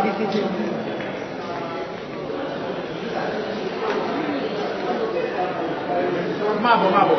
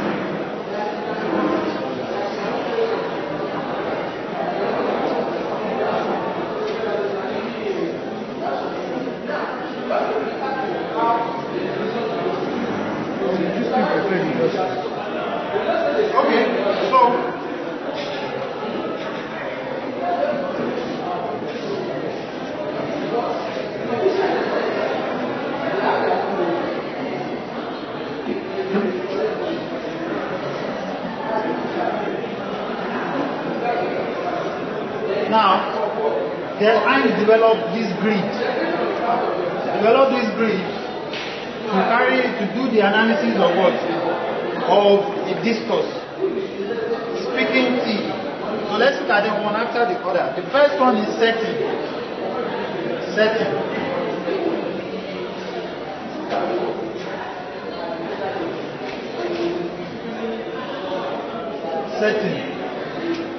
Now, what is setting? Quickly, you have to write because we don't have much time again. We have about 30 minutes. Setting has to do with the place, the time, and psychological background of the discourse. Place, time, and psychological background of the discourse. Place, time, and the psychological background of the discourse. So if you have a text which you meet, let me tell you the pattern of 371. You have 3 questions to answer. You are going to have a text. Constant K. Now, 300 of using 4.0. Anyway, this is 7 point.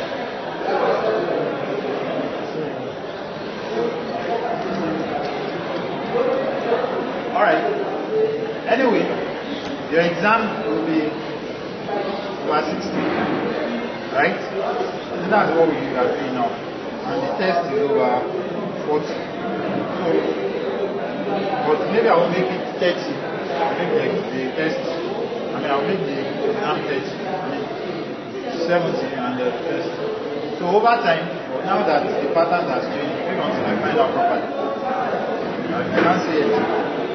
You are going to have a compulsory question, which is going to be a test. We used to do it in two ways. You can be asked to develop your own text yourself and do the analysis using Del Imes speaking grid type of communication, or you are given a text. So we are doing the analysis now. I've been giving you different texts as it were in this class since we started. I've shared many examples for you, right? I've talked about markets, I've talked about locals, I've talked about church, I've talked about many examples. Okay? I've talked about classroom setting, cited examples of such, many things that you can look at. So let's look at classroom setting now. If you are given a text, the text opens. Number one, teacher. Now welcome to class once again, students. Let's continue from where we stopped. Okay, before we move on, don't forget to submit the assignment that you were given in the previous class. Before this class, and up.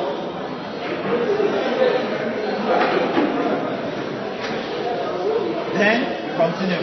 Alright, so can someone tell us the last topic of the previous class? Someone say that we looked at demand and supply. I said the last topic of the previous class. So sorry sir, equilibrium. So, are you following me? Right, so can someone explain to what we mean by equilibrium curve? That person wants to explain this. Alright, so today we want to move on and we'll talk about some statistical aspects of economics. We want to look at standard deviation, mean, and median. Let's start. And the student asks, sir, please, what do you mean by mean? Teacher explain. Okay. Mean is the average proportion of what? Of some set of whatever. Okay? And you keep moving on. Then they did the calculation, did everything. Of course, the story will not be there. Then it rounds up. Then I now ask you, using speaking T, analyze that text. That's what we are doing in this class now. Are you following? Setting has to do with what? The place, the time, and what? The background. Sometimes you might not really get the understanding of the background before you do it. If you are doing a literary text, you might easily get the background. So for example, if you have read the novel Purple Hibiscus, have you read Purple Hibiscus? Part of the background to the novel is that it took place, it was set during the military regime, right? Whereas Ngozi was trying to satirize the military regime, similarly, she placed much emphasis on the patriarchal system that are practiced in the African setting, showing men chauvinism, showing men stubbornness and hardiness. So she was using the military regime as a symbolic evidence of what actually happens in most African homes. That women are always suppressed in their in their homes. They have no voice of their own. Just like the Nigerian citizens do not have a voice in the The military regime. Are you following what I'm saying? The background at that place is what? Dictatorship, military and all that. That's what the psychological background. Are you following what I'm saying? Okay, so you relate many other things along that line. You can easily get it. Okay?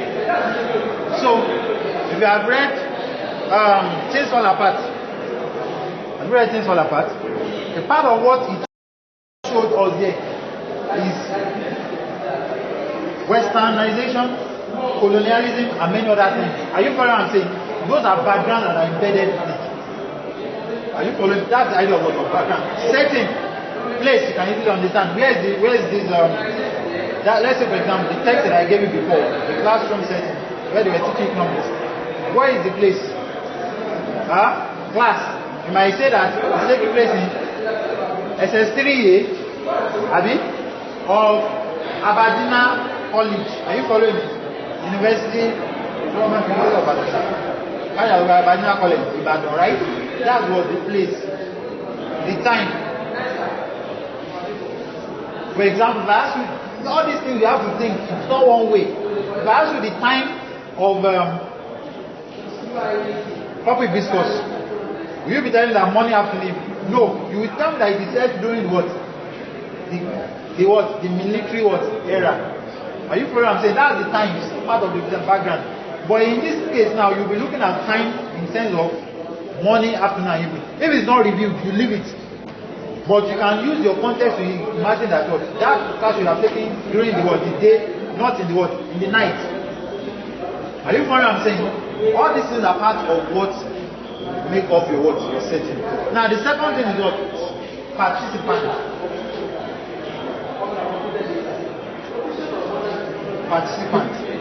Right? So the participants are the people that are involved in the conversation. What text did I give them in the last? I can't remember this book. I think I got the text from Olarotimi. The gods are not to blame. So I gave them a text out of it. Just a page out of it. Right?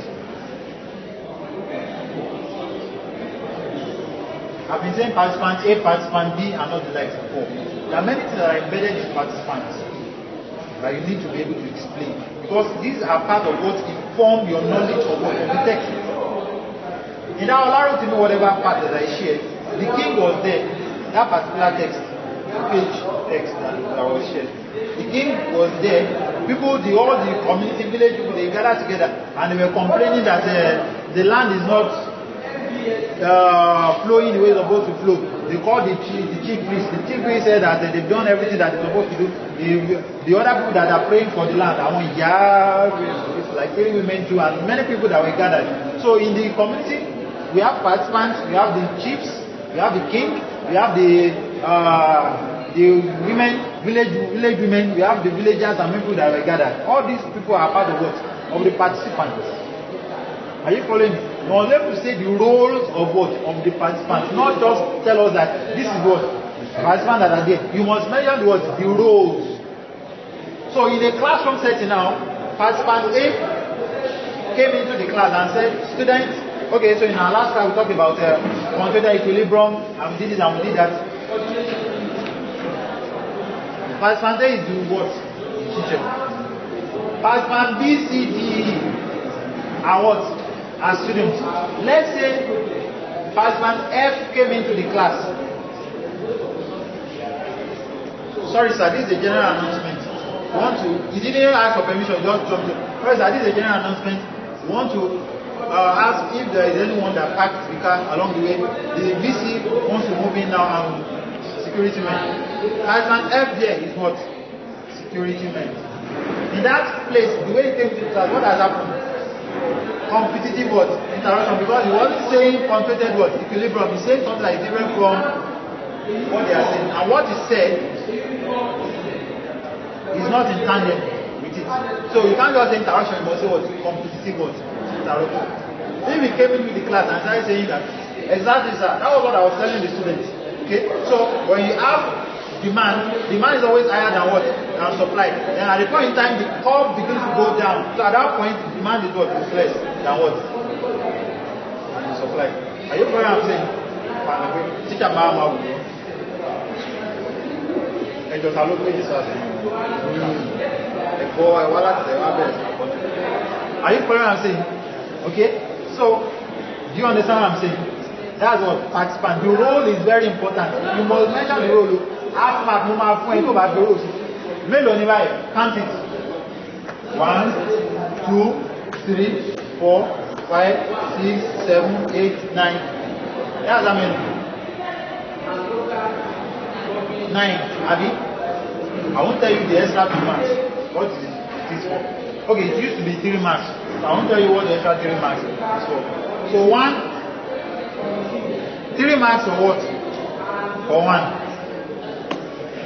Are you following me?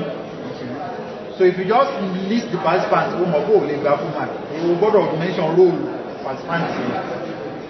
Do you understand what I'm saying? You must mention the roles of what? Of the participants. that are there. In a law court interaction, you have participant A, and that one is saying that objection might, you know that that person is what? Either a defense counsel or what? Prosecuting what? Counsel. Alright, so let's move on. Okay? The next one is what? End. The end is the purpose of what? Of the conversation. The purpose of the end result. The reason why people are in what? In a conversation. The reason why people are gathered for a conversation. That's the end. Right? Now the next one is art. When I talk about art, I always like to read the material. Give me the material. When I talk about art, I always like to read because there are some very important details there that you need to write down.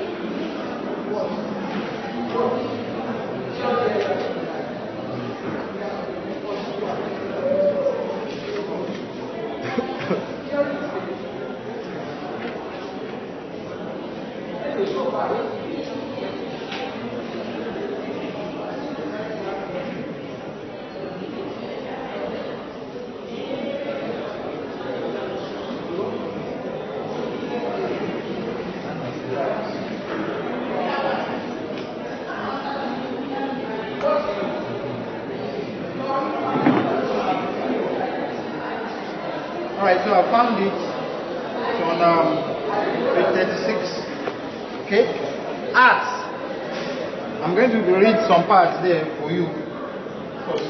The art refers to the form of the language that performs the function or goals of the conversation.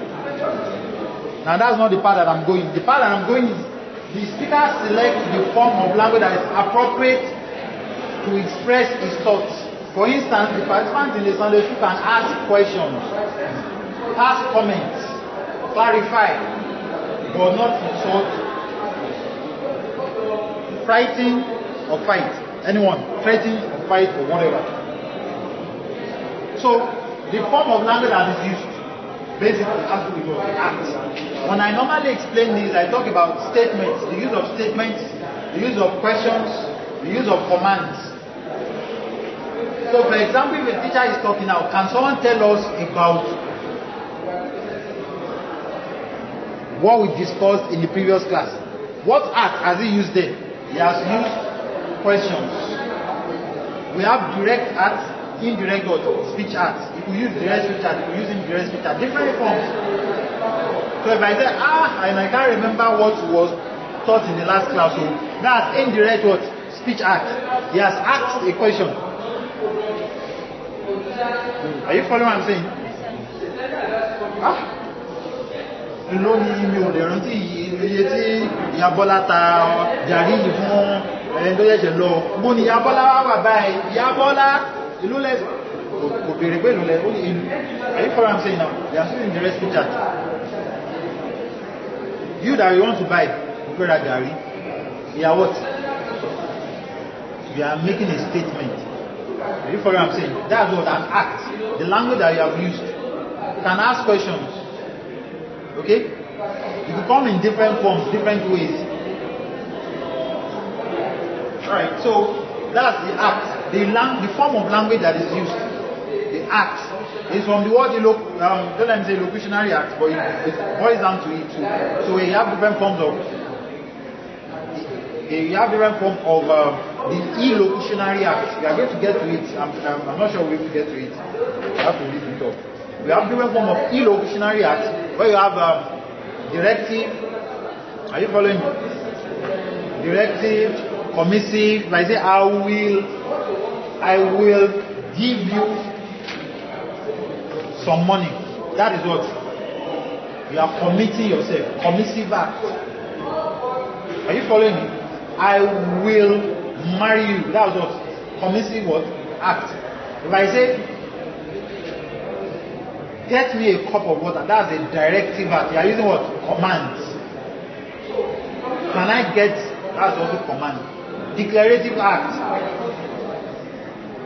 I declare you husband and wife. That's what? Declarative act. You have a declarative act can only be made by someone in position of authority. If you are not in position of authority, you can't make a declarative act. If I say I fire you, it's only a boss that can say it. If what you said is I fire you and you are not a boss, your statement is infelicitous. Infelicitous. If you are in the position of authority and you say I fire you, your statement is what? Felicitous. Do you understand? Meaning that statement carry what? Weight. Carry the power to what? To do the action. You don't need to even give the person letter. If the president say you are removed as a minister, you are gone.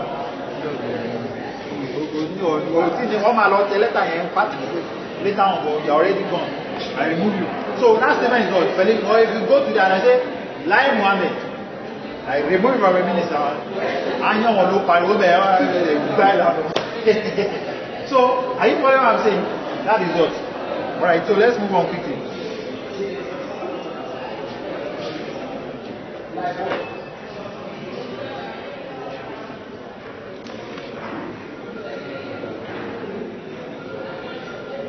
Okay, so the next thing is what?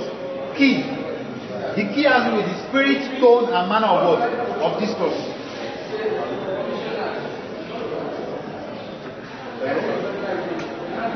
Yes, I'm in class.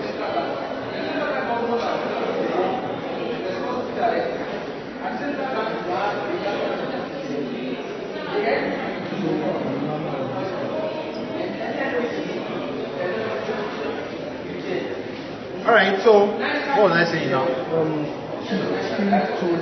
Spirit, tone, and manner of discourse. This has to do with the tone behind the conversation. That's where manner of discourse is. Is the conversation with an angry tone? Is it indifferent? Let me read some of the things that are here for you so that you will see. Is it indifferent? Is it formal? Is it informal? So look at it. The tone could be friendly, it could be hostile, it could be courteous, it could be humorous, it could be serious, depending on the occasion. Is it casual? Is it friendly? Is it lively? Is it happy? No, there are not people that are indifferent in a conversation. Alright, I'm not sure. That's what indifferent. The tone could be what? Indifferent. Right, so now the next one is what? Instrument. The next one is what? Instrument.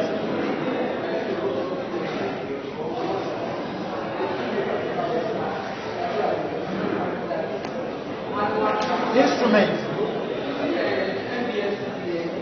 Instrumentality, not just instrument. Instrumentality. Instrumentality. The instrumentality has to do with the mode of the discourse. The mode. How is the message passed across? The mode of what? Of discourse. Let me read this for you. Because the instrumentality refers to the medium used by the interlocutors, especially speaking or writing. So is it a spoken discourse? Is it written? Is it mail that they use in sending the message to you? Are you following me? Okay? Is it face to face? Is it radio? Is it film? Is it telephone? Are you following? All this the medium of what? Of conversation. Alright? So the written channel on the other hand uses one channel, namely print. So the conversation could be written, it could be spoken. The mode of conversation, that's the what? Instrumentality. How a message is what? Is passed across. So if, for example, the text that I gave you, if I started with, this was a conversation that took place between John A and John B when they got to the crossroad of life. This was the conversation that took place between John A and John B when they got to the crossroad of life.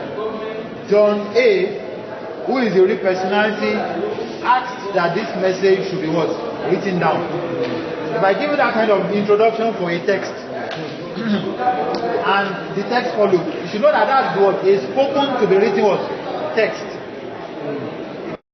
If I ask you the instrumentality, you will be able to tell me that what? This is what? A spoken text that was eventually what? Written down. Are you following me? That's instrumentality. If the message was sent via the telegraph, I should be able to say the form.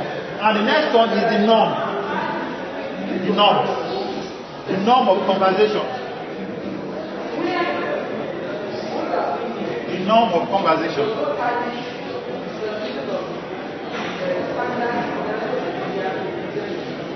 Now, the norm of conversation are the rules that are followed, the conventions that are followed in a conversation. For example, in a conversation, it is expected that people should not what? Interrupt. People should take turns in what? In talking. Sunday. For example, in a classroom, it is expected that students should what? Should listen and not sleep. That's the norm of what? Of a classroom setting. But people end up what? Sleeping. And when they end up sleeping, they see the result of what? Of sleeping. That's what? The norm of classroom setting. So in the norm of conversation, interruption is not what? It's not allowed. But that rule is always what? Violated in most conversations. Because people don't take turns in talking. Okay? The norm of conversation, they take turns, or to take turns in talking. Then, to move from that,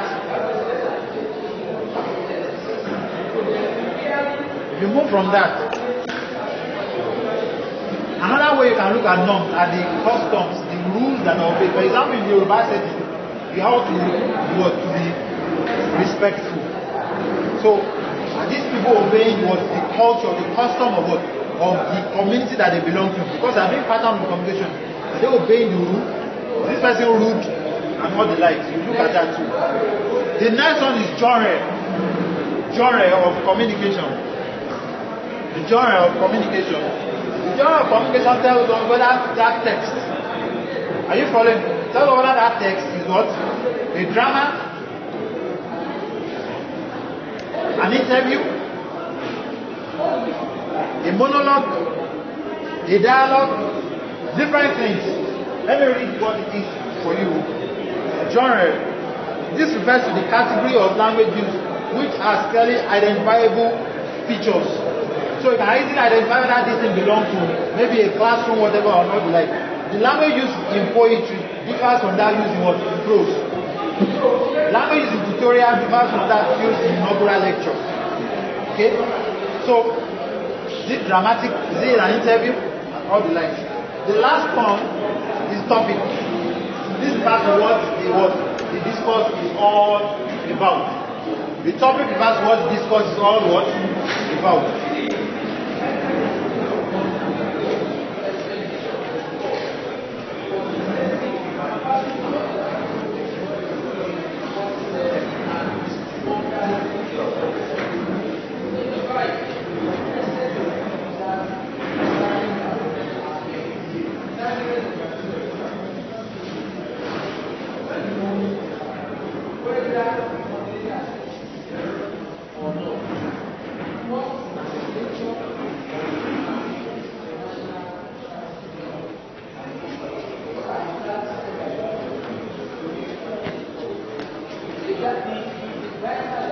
The next one now, we want to look at maxims. Maxims of conversation. Maxims of conversation. Now, H.P. Christ,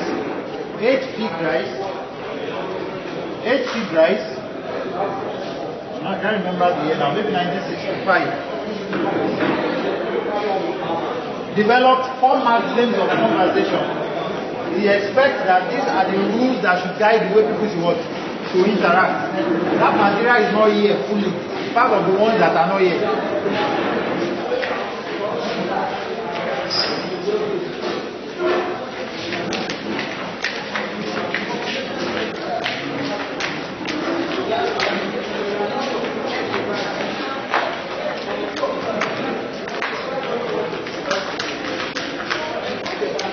Number 1 maxim. Alright, so it is expected that when people are in the conversation, you should obey certain rules of what? Of the conversation. You should obey what? The rules of the conversation. You obey some rules unknowingly to you. You obey some rules unknowingly to you. Okay? So let's look at the first one. The first rule is maxim of quantity. Maxim of quantity. Might not need to write some of all these things down. They are there in your material. I just write some very important things that I say. Okay? So that they so that you have to be right. Because I will be very fast. Only one person or 2 people came, okay, 3 people came early to the class. So we didn't start until almost 10. So we have to need into the 391 class. Because I'm not going to come back to this session. I'll come back to this.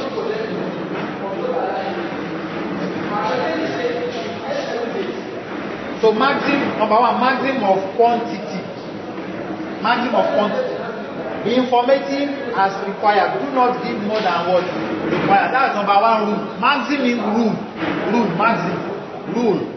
Be informative as what? As required. Do not give more than one word. More than what is required. In other words,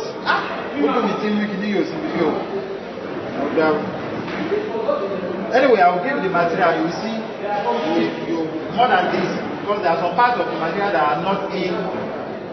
This one is just about 8 pages. It should extend to about 13 pages. Okay, so that part is. So we have two leaflets that we put together. That's what you should read for your exam. Okay, so right, so it says what be informative and required. Do not give more than what is expected. Do not give more than what. So if two people are in a conversation,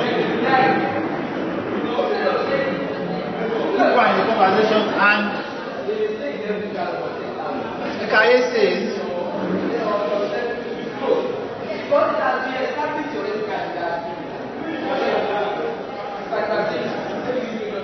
I need a cup of water. Now that's what Ikaye says. Are you following me? So can we say, alright, I will get it for you shortly. Now that information is what? Correct. It fulfills the maximum of what? Of quantity. He has given the correct what? Information. He has not given more than what is what? Required. Are you following me? Okay? Now,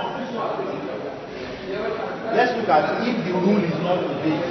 So I need a cup of water that I can drink so that I will quench my thirst, because I've been moving from Ojo, then I went to Songo, then I went to UI, then I came back. I mean, I've just been testing. What does it need? Water. That's the correct word, information that we want. They are giving us more than what is what required. In other words, that person has disobeyed the maximum of quantity.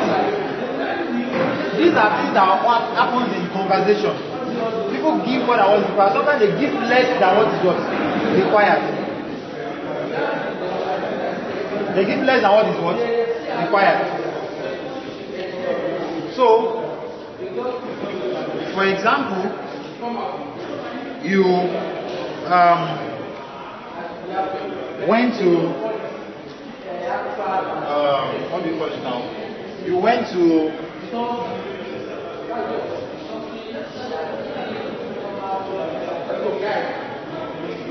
let's say you went for a quiz and someone asked you, tell us, let's use concept. You went for a concept and someone said, tell us about the concept. And you ended up saying, it was good. Tell us about the concept. You ended up saying what? It was good. The information that I have given, is it sufficient enough? Tell us about the concept.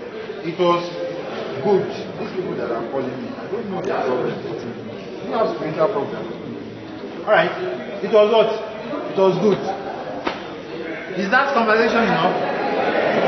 No. That person has not given us as much as it was required. So number one rule says, tell us what is what required. The second rule is maxim of quality. Maxim of what? Of quality.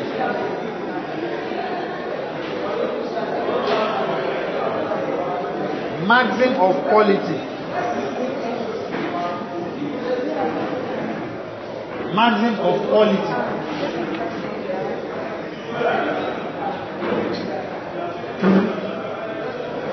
Say what you are sure of. Say what you are what? Sure of. Please, if you are to answer this question, make sure I will give you the material. You see examples that have been put there for you. Make sure you provide examples. Don't just define no. 4 maxims. How many questions? How many marks here? 20. You know, 5 5. So that's define as all you want to get. 1 or 2 you or 1 now. But she 1 or 2 and then I will not marry. 4 over 20. Are you listening to me? Welcome back. So, are you getting what I'm saying? I will give you the material. You will see some examples that have been put there for you. Right? You will see when it is flouted and you see when it is obeyed. So you have to write the two situations.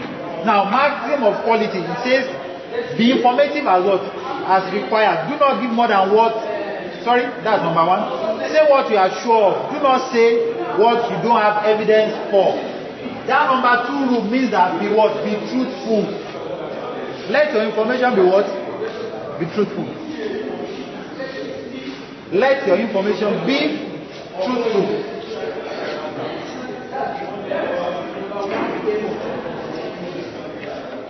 Let your information be truthful. So I ask you, alright, so you are widely traveled, you've been to different parts of the world. Okay, so can you tell me the capital of Madagascar? Yes, capital of Madagascar is Abuja now.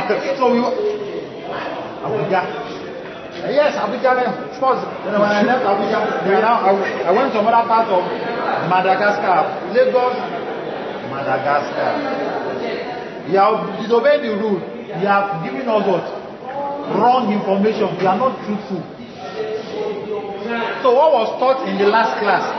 Yes, in the last class, so the teacher taught us about chemistry, and when we're doing the chemistry, they started talking about phrases.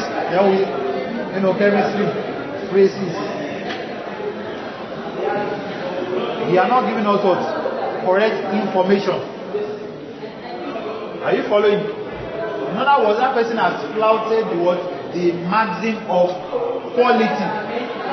Be truthful. That's the second rule of what? Of conversation, the principles of conversation, according to H.P. Grice. Don't follow me. Let me tell you one joke. In our master's class, because many of the things that you do now, you keep doing. That's why I said this course is very important for you, for those of you that want to go into discourse analysis. Are you following what I'm saying? the foundational course. So in our master's class, we were talking about this principle of the Grisham maxims. So one man, of course, he was given this topic to come and present. Do you know Dr. Sunday? Who knows Dr. Sunday in your department? Right. So he was the one taking the class. Right. Because I borrowed the course in the 783. So the guy came. Only 8 week Greece. The correct pronunciation is 8 week Greece. Dr. Sunday corrected is that the guy is an Igbo guy. It is 8 week Greece, not 8 week Greece. So according to 8 week Greece, Dr. Sunday will if you repeat 8 week Greece. So I'm telling you the correct pronunciation now. It is what? 8 week Greece. So that you will not go into the future and you say 8 week Greece.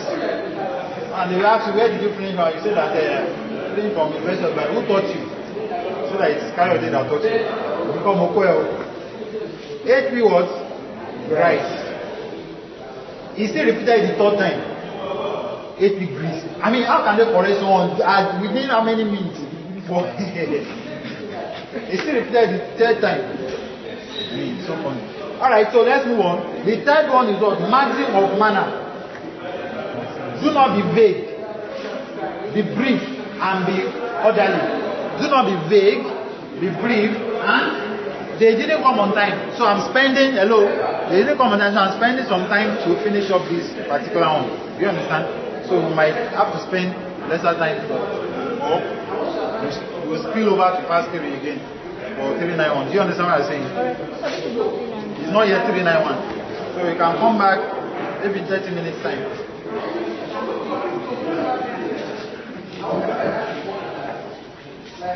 You are here for what? You heard what I just said now. Did you hear what I said now? 8 degrees. Okay, so let's continue. Now, maxim of what? Of manner. Do not be vague, do not be brief, and be orderly. Okay. In other words, let your conversation be what? Be brief as possible. Let it not have ambiguity. And let it be what? Be brief and clear as what? As possible.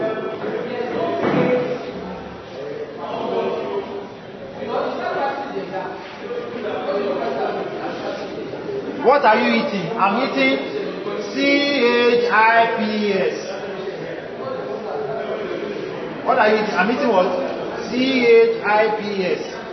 Who look at you?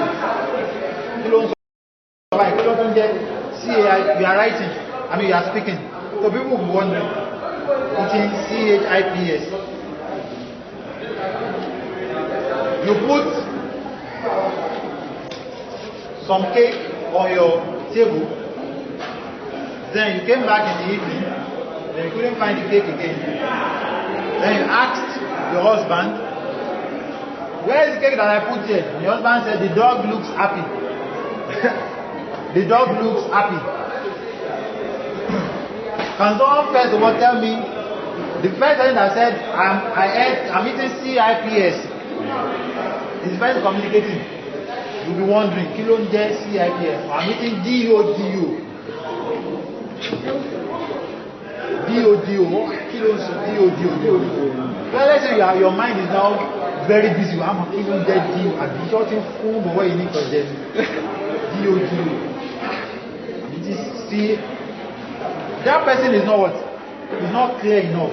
He's making conversation to God to be ambiguous. Are you following me? Person that said the dog looks happy, he has actually conversed. What he has said has God referred to as entailment and presupposition.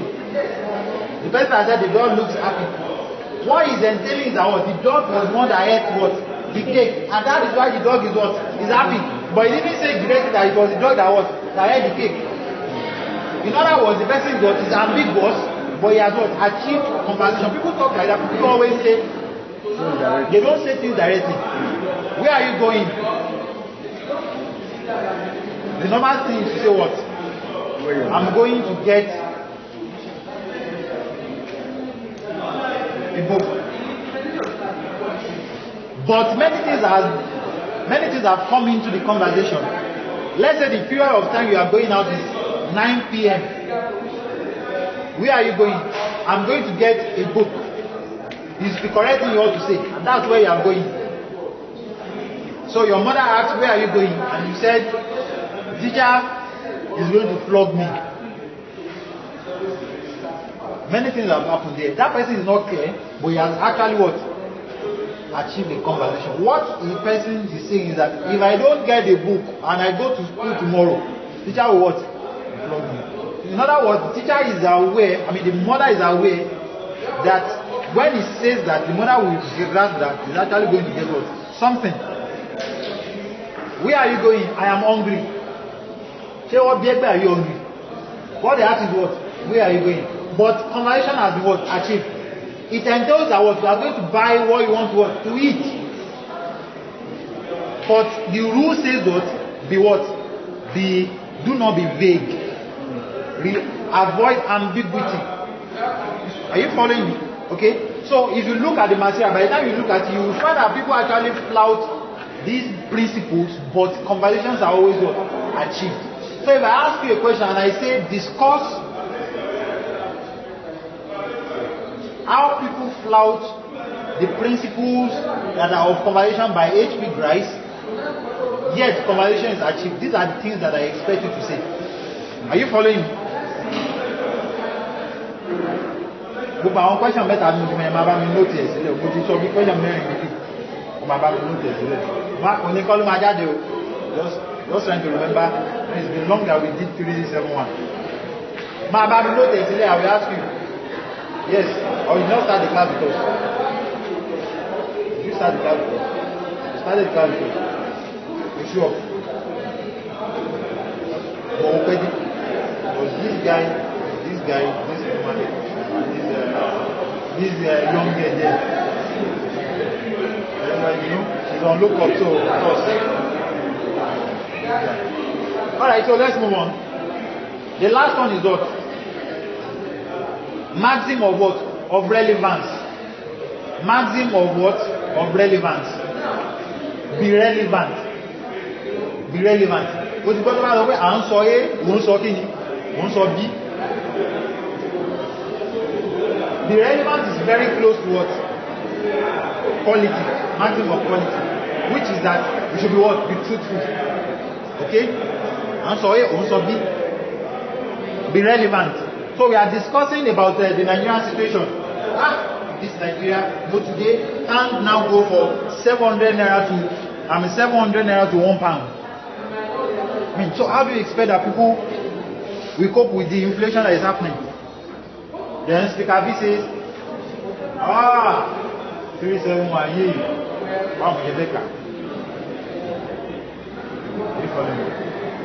Or you are talking to your husband. Only we are going to our grandma's birthday celebration next Saturday. Now don't fuck up.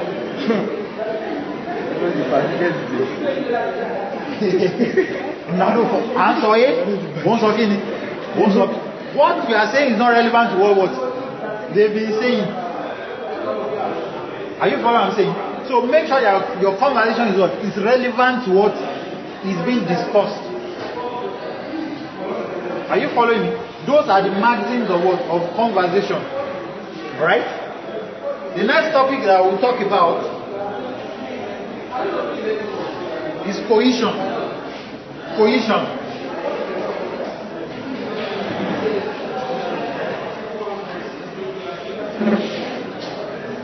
Where are you going?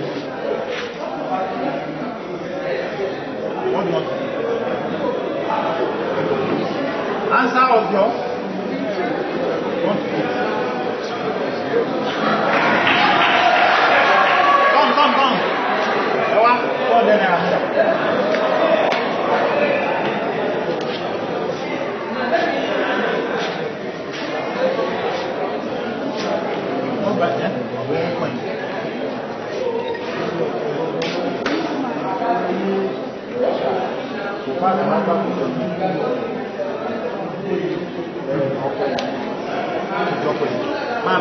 Camera bottle water. So, leave camera bottle water. Olo pèsè fẹ́ lọ ra. Bottle water ni o tó tutù.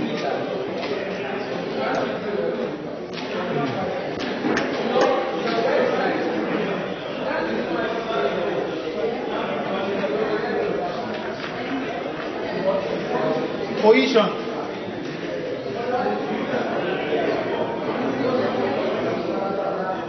Cohesion. Now we have two things: cohesion and coherence. Cohesion and what? Coherence. What is cohesion? Let me first of all explain coherence. Coherence means understanding. Coherence, from the word cohere, you understand what someone has written.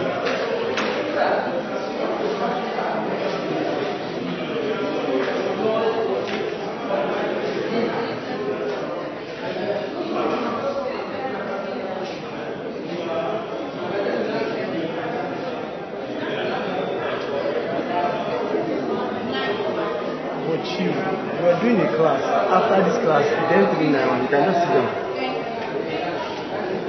Are you here for 391? Come and sit down. Are they your English students? I think they're just doing that course. What course are you here for?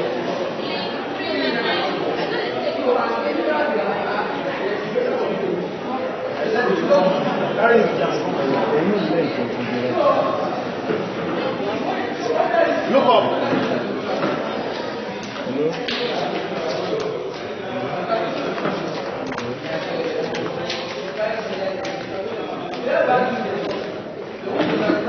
What department are you in? Now, if you look at this, it's just if those guys over there are philosophy students, right? So enjoy yourself and be eating and drinking. When you wait and we'll round up this class.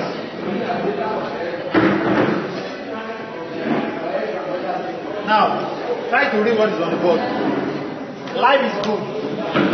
Yes, Ronaldo did it. And I am hungry. You don't need to know. Go away, one man.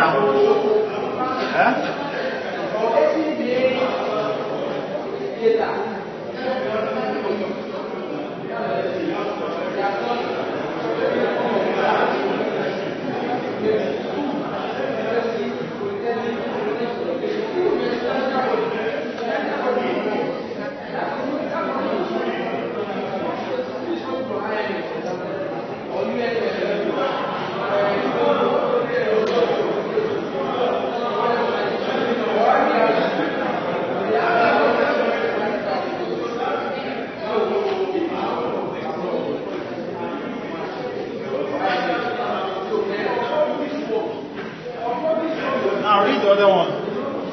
Life is good when you watch football. Because Ronaldo did it. But I'm hungry now. Is it meaningful? Huh? Compared to the first one, is it meaningful?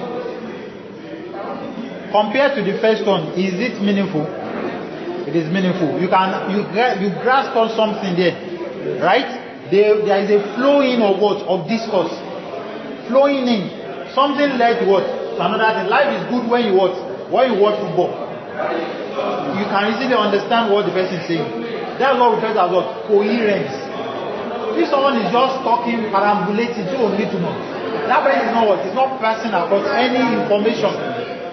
In other words, that conversation is not what? It's not coherent. It's not what? Coherent. Could need to know. Coherence has to do with what? Interpretation and understanding. Now, what is cohesion? The one I gave is what? Coherence. That's with what? Interpretation and what? Understanding. What is cohesion? Hello? What is cohesion now? Cohesion has to do with... Are you following? Cohesion has to do with the principle, discourse markers that are put together to make a conversation coherent. Discourse markers that are put together to make a conversation what? Coherent.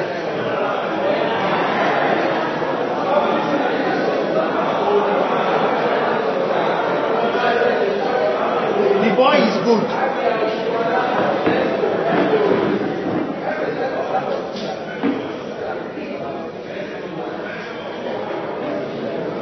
Tony tomorrow. Good boy is dead. Is it meaningful? It means that there are what? Structural what? Coherence. There is a way you must put words together to make it what? Meaningful. You are doing too much of writing. You are not following me. Okay. There are certain things you put together to make what? The word meaningful. Cohesive has to be more like a gum. When you gum this together, it can stay. So we have different types of what? Of cohesion. We have lexical cohesion, we have grammatical what? Cohesion. There are some words that when they go together, it makes the sentence to be more what? Meaningful. When you don't put certain words, it loses the meaning. Grammar too. There are certain things that you follow. So quickly we want to look at.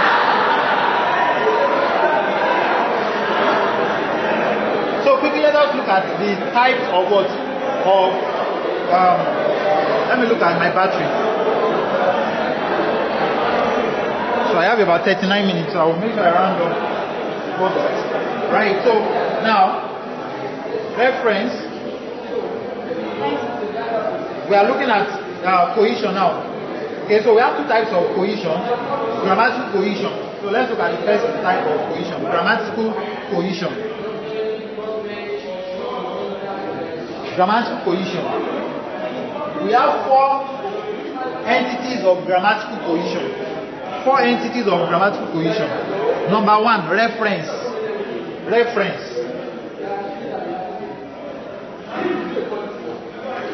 Reference. Reference is, listen, reference is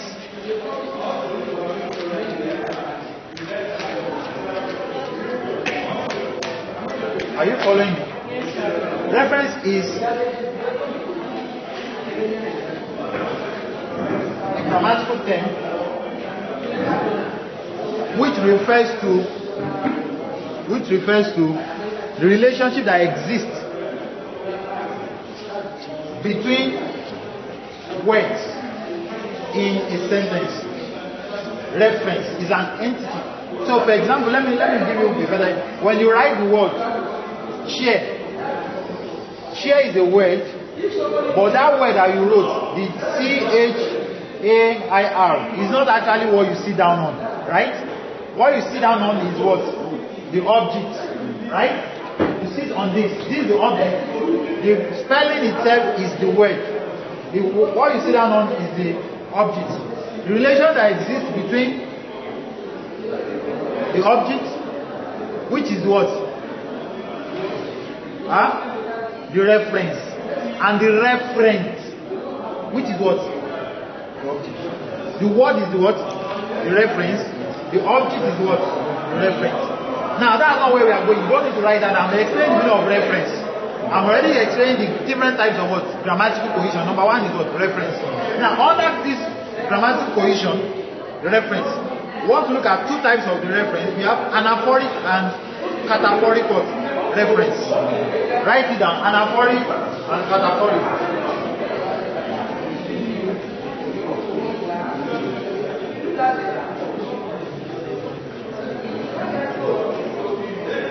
Now, in short form, reference has to do with, after you've written those things, in short form, reference has to do with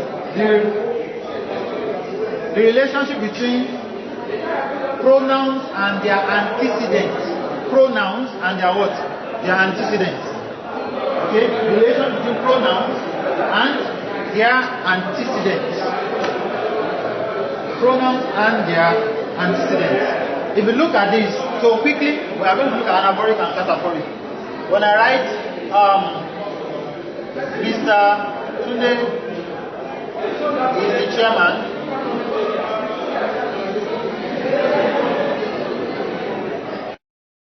He just won a lottery. What is the antecedent? Mr. Tunde. Are you following me? Mr. Tunde is who? The antecedent is the noun that is there. The reference here is who? He. Now, he came after Mr. Tunde. I mean, we call it an aphoric what? Reference. A pronoun that comes after the noun is what? An aphoric what? Reference. Now, if I say, she is my friend,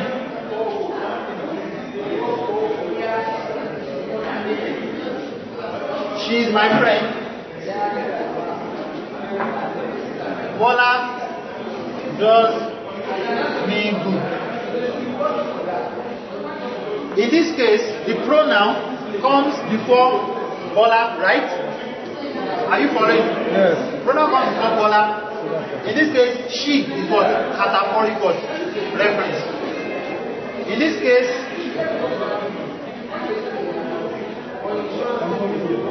okay, in this case, she comes before what? Bola. In this case, he comes after what? Today. Are you following? Okay. So, if the pronoun comes after the antecedent, it is called what? An aphoric reference. If it comes before the antecedent, it is called what? Cataphoric reference.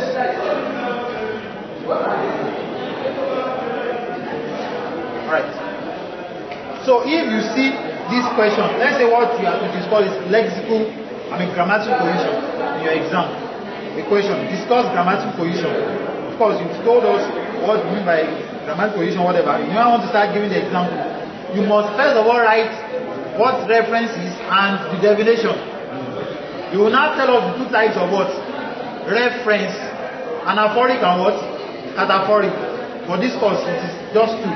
If you move on to some other levels, we have different other types of reference, endophoric and all the likes. Alright? But for now, we are just dealing with what? Two. You will now explain the what? The anaphoric reference, and you write the example, and you explain what that means.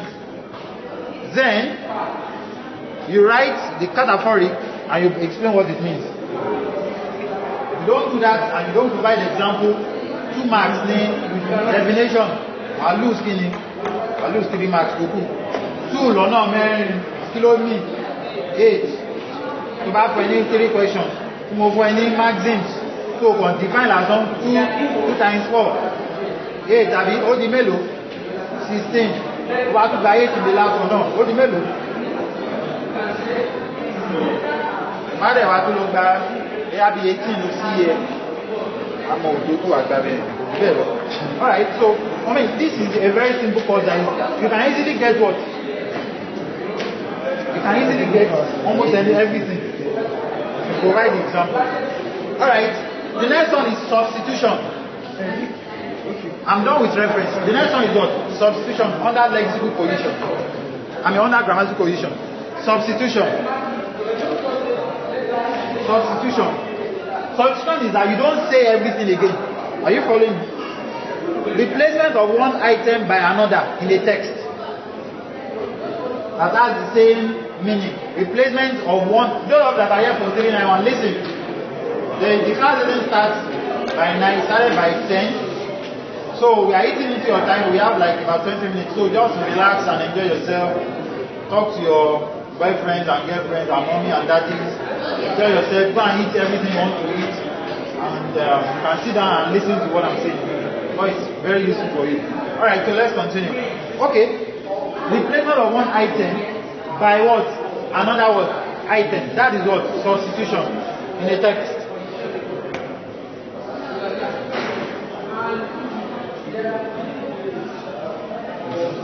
E.g. my mains are not complete. My notes are not what? Complete. I need to get an up-to-date one. My notes are not complete. I need to get an up-to-date one. Underline my notes. Underline one. Instead of him repeating, I need to get an up-to-date note, he ended up saying what? 1.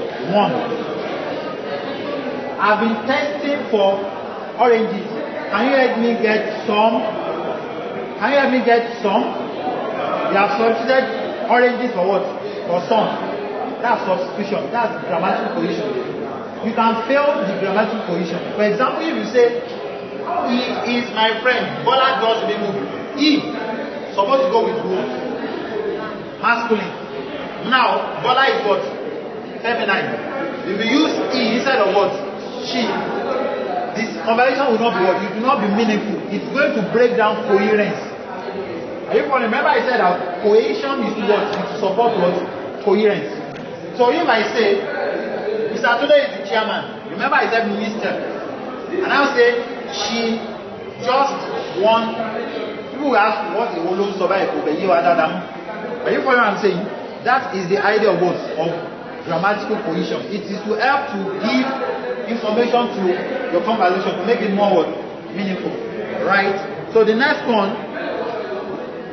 Okay, so I've talked about substitution. Let's look at another example. You don't seem to like bread, but I do. Are you following me? You don't seem to like bread, but I what? But I do. Actually, we have 3 types of substitution. The first example that I gave you is word what? Substitution. Word what? Substitution. The second one that I gave you now is you don't seem to like bread, but I do. It is what? Phraser what? Substitution. Phraser. You don't seem to what? To like bread. Like bread is what was substituted. Instead of you repeating, you don't seem to like bread, but I like bread. You don't repeat I like bread, you just say what? I do. So you have substituted a whole phrase. Verb phrase, you substituted with what? Do. I'm sure you don't get it. I do, like I'm asking what type of phraser. That's you substituted a verb phrase in that case. Now another, you can substitute a whole clause. The third one is what? Clause what? Substitution. So if you look at it, many people think reducing you. Many people think, you don't need to write this example because you have it in the material. Many people think reducing your age gives you the advantage of more time in the civil service, but I don't think so. Listen to it though. Many people think the advantage of reducing your age gives you more time in the civil service, but I don't think so. What is that so? He has solicited what? Something. Many people think reducing your age gives you advantage in civil service, but I don't think so. Instead of you using so, you could have said, but I don't think it reduces your age in the what? In the civil service. So instead of you repeating that, you just use what? So. That's cluster what? Substitution. Okay? So I'm going to give you the material so you will see it is more detailed in that 10-page material. The next type of grammatical cohesion is ellipsis.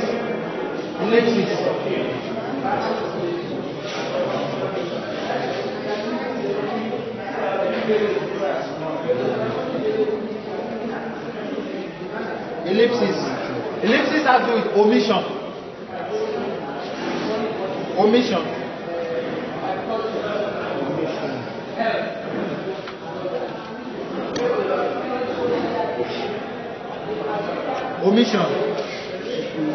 The omission of a lexical item, which is usually recoverable. When you omit a lexical item, you can still understand what that person is saying.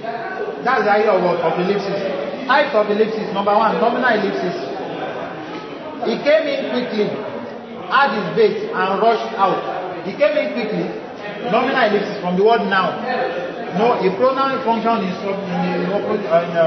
in the place of what? Of a noun, right? So look at the example. He came in quickly,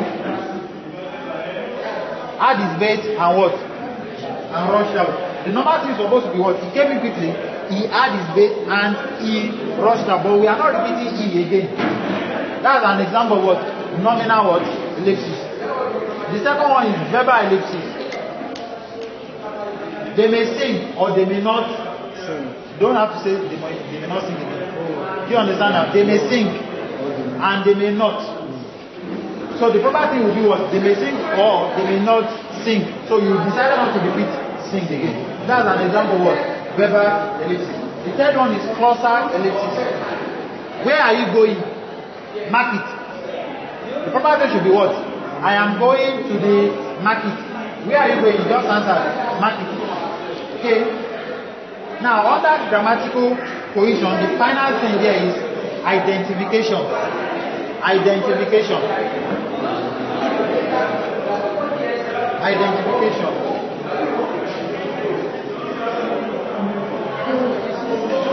Yeah. Identification.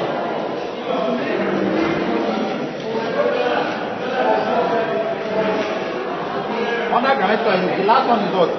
Identification. Now, I'm going to explain it, then I will give you more details. Mr. Tunde came to class. The man is the chairman. The man won the lottery. The man is married to Janet. The man is aspiring to become the governor of. Now, who is the man? Mr. Tunde. We are using the use of what? A determiner. Anytime you use a determiner to refer to someone, rather than to mention them, we are using what? Identification. That is the meaning of identification. So, let's look at the definition. The use of determiners to point out the fact. The use of determiners to point out the fact of a noun phrase. The use of determiners to point out the fact that a noun phrase is co-referential with some other nouns. The use of determiner to point out the fact that the noun phrase is co-referential with some other noun.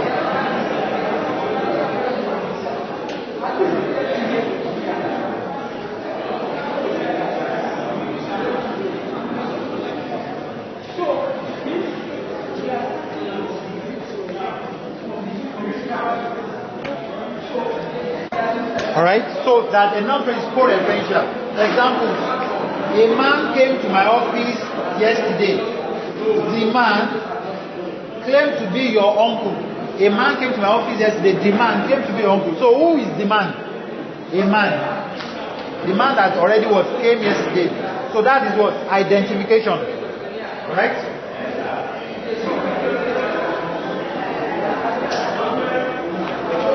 Another one is conjunction. The last one under grammatical ellipsis. Conjunction. Conjunction.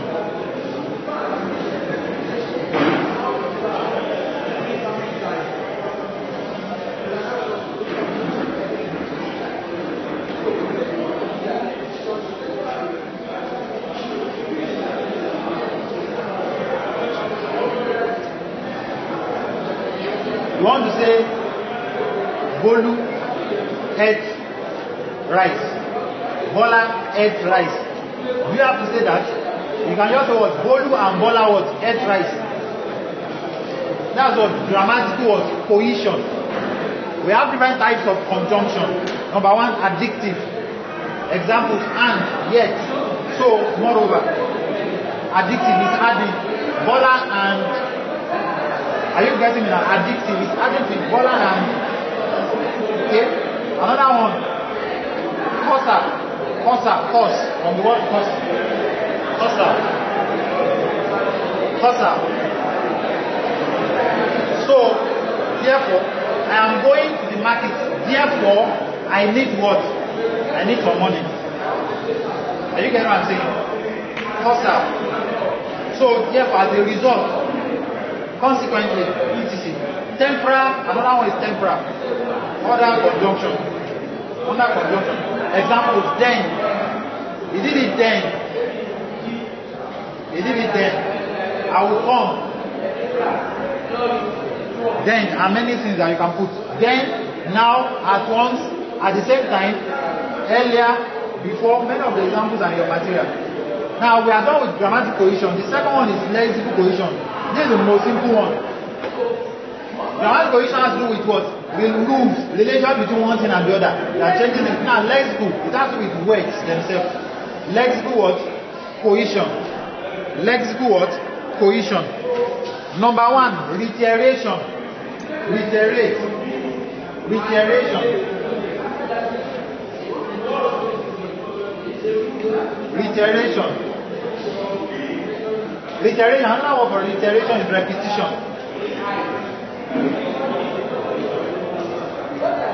When you want to make a conversation or a sentence to be clear to people, you can use what? Lexical word cohesion. Examples under reiteration. Bayo is my best friend. Bayo loves eating rice and beans. Bayo was the best student in our class. What are you doing? You are repeating who? Bayo. You are making us know that the emphasis on what? On who? Bayo. That's an example of reiteration. Another case of lexical cohesion is synonymy. Synonymy. What's synonymy? Using a similar word to replace what? Another word.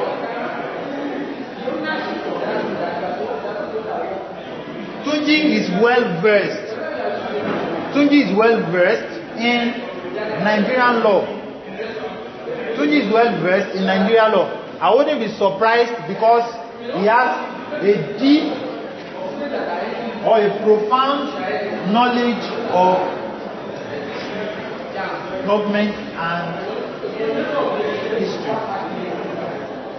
Instead of me repeating well versed, I've used what? Deep or what? Profound. Are you following me?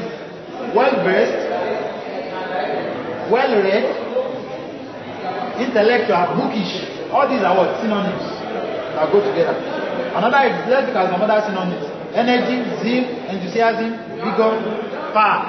I can say that I have power. Instead of saying I have power, I can say what?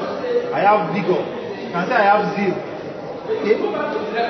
So you don't have to be repeating the same synonym over and over and over. You can use some other word to capture what you are saying.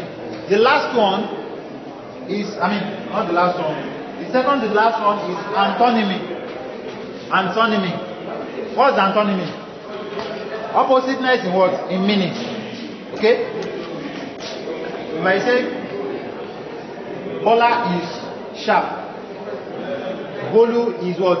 Dull. You can understand what they are saying easily. That person is comparing Bola and what? And Bolu using what? Antonyms. It makes the sentence to be very clear. Another one is, the last one is hyponymy. Hyponymy. Who knows hyponymy? I'm sure you know it, but you don't know what it means.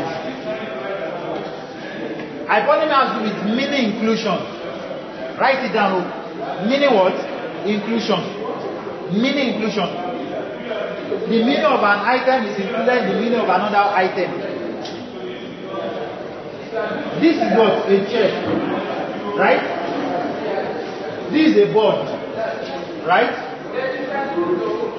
This is a dog. They are all what? Furniture. A goat,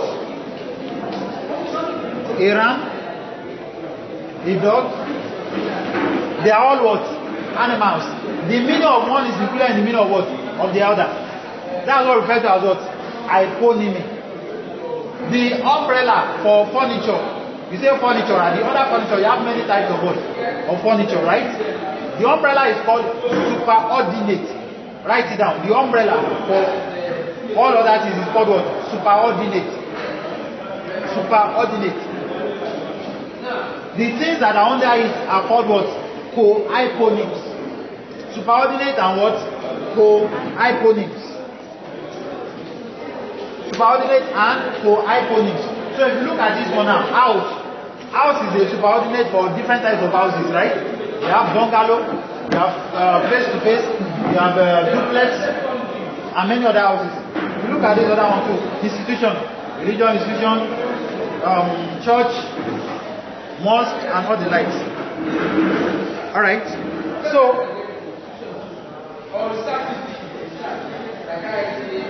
I think we will stop here. There are 2 topics left. I can't talk about speech art because speech art is going to take. I've talked about speech art during the course of the class, or not fully. Talk about the locutionary act. So I will advise you to read the locutionary act, especially.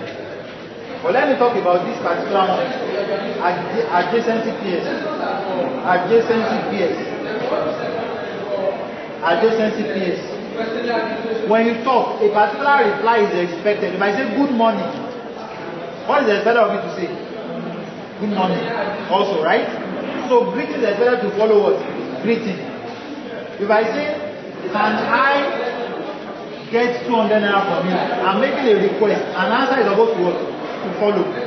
If I say, do this for me, that's a command, right? It's supposed to follow with what? A response. In conversations, responses are expected to what? The conversations. Words that go together. Pairs that go together are called what? Adjacency. Yes. Let's look at them. When you have to write all these ones down. In a question and answer pair. In a question and answer pair. Question and answer pair. Adjacency. These that go together. Adjacency pair. Pair 2. Where are you? Speaker A says, where are you? Speaker B will say what? When Speaker B asks a question, he's going to answer. He will say what? I am at home or anywhere. Greeting pair. Write it down. Greeting pair. Good afternoon, students. What would the student say? Good afternoon, sir or ma'am. Request acceptance or rejection pair. If I make a request, you can decide what? To ask, to accept, or you what? You reject it. Do you understand what I'm saying? Do you understand what I'm saying? So let me ask the question. Can I get some money from you? That's a request. So someone will say, yes, you have this little amount. Another person will say, I am afraid I don't have enough to spare. That person has rejected the request. Okay? Information acknowledgement pair. Information acknowledgement pair. You need to see the Vice Chancellor tomorrow. I mean, he's giving you an information. You should what? You should acknowledge the what? Information. No problem. You have acknowledged. You can say message what? Acknowledge. Are you following? You can say, alright, I've heard you. That is what? Information acknowledgement pair. Do you understand? Do you understand me? That is why when a message is sent to you on WhatsApp, you should acknowledge it. No, but many of us we are from the bush, so you know that when a message is sent to you, you should acknowledge it. Silence is better answer for you. When you ask the question, they will make you try your food. Silence is better answer for your food now. The last one. Okay, not the last one. Apology, acceptance or rejection pair. If someone apologizes, you can decide what? To accept the apology or what? Reject the apology. I am sorry, I could not come to your party last week. Abi, that's the apology. The person will say, I actually understand. There will be another time. That's a go understand for you. The other person will say, that has been your usual practice. In other words, I don't want to agree or accept your word, your apology. The second to the last one, congratulations and thanks pair. Congrats on your new appointment. Congrats on giving birth to a new bouncing baby boy. Or what I said here? Congrats on your marriage. So like back when I was congratulations to Aga. Congrats on giving birth to already this place. Let the price okay. Let me point on behalf of Ghana. Congrats on Pentagon.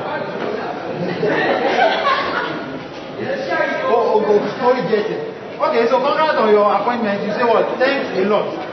Then the last one, prayer response pair. You will live long in Jesus' name. So, acceptance pair, they say amen. So there are basically one topic left, which I won't talk about in this course. When I give you the material, you will see that that's speech art. That's the last theory. I've talked about 8 week guys. Abi, that's the theory. I've talked about LIN's ethnography of communication. I've talked about which other theory?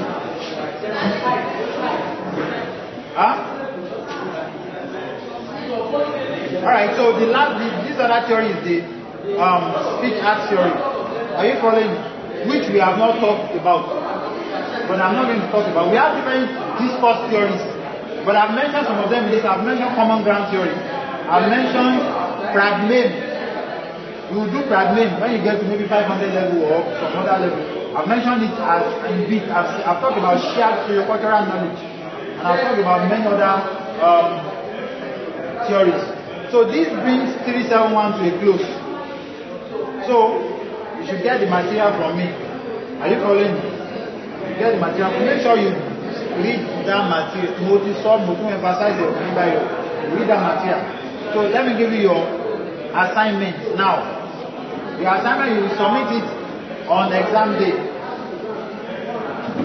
The so-called class rest. It has gone out. People, my mom, for questions, it has gone out.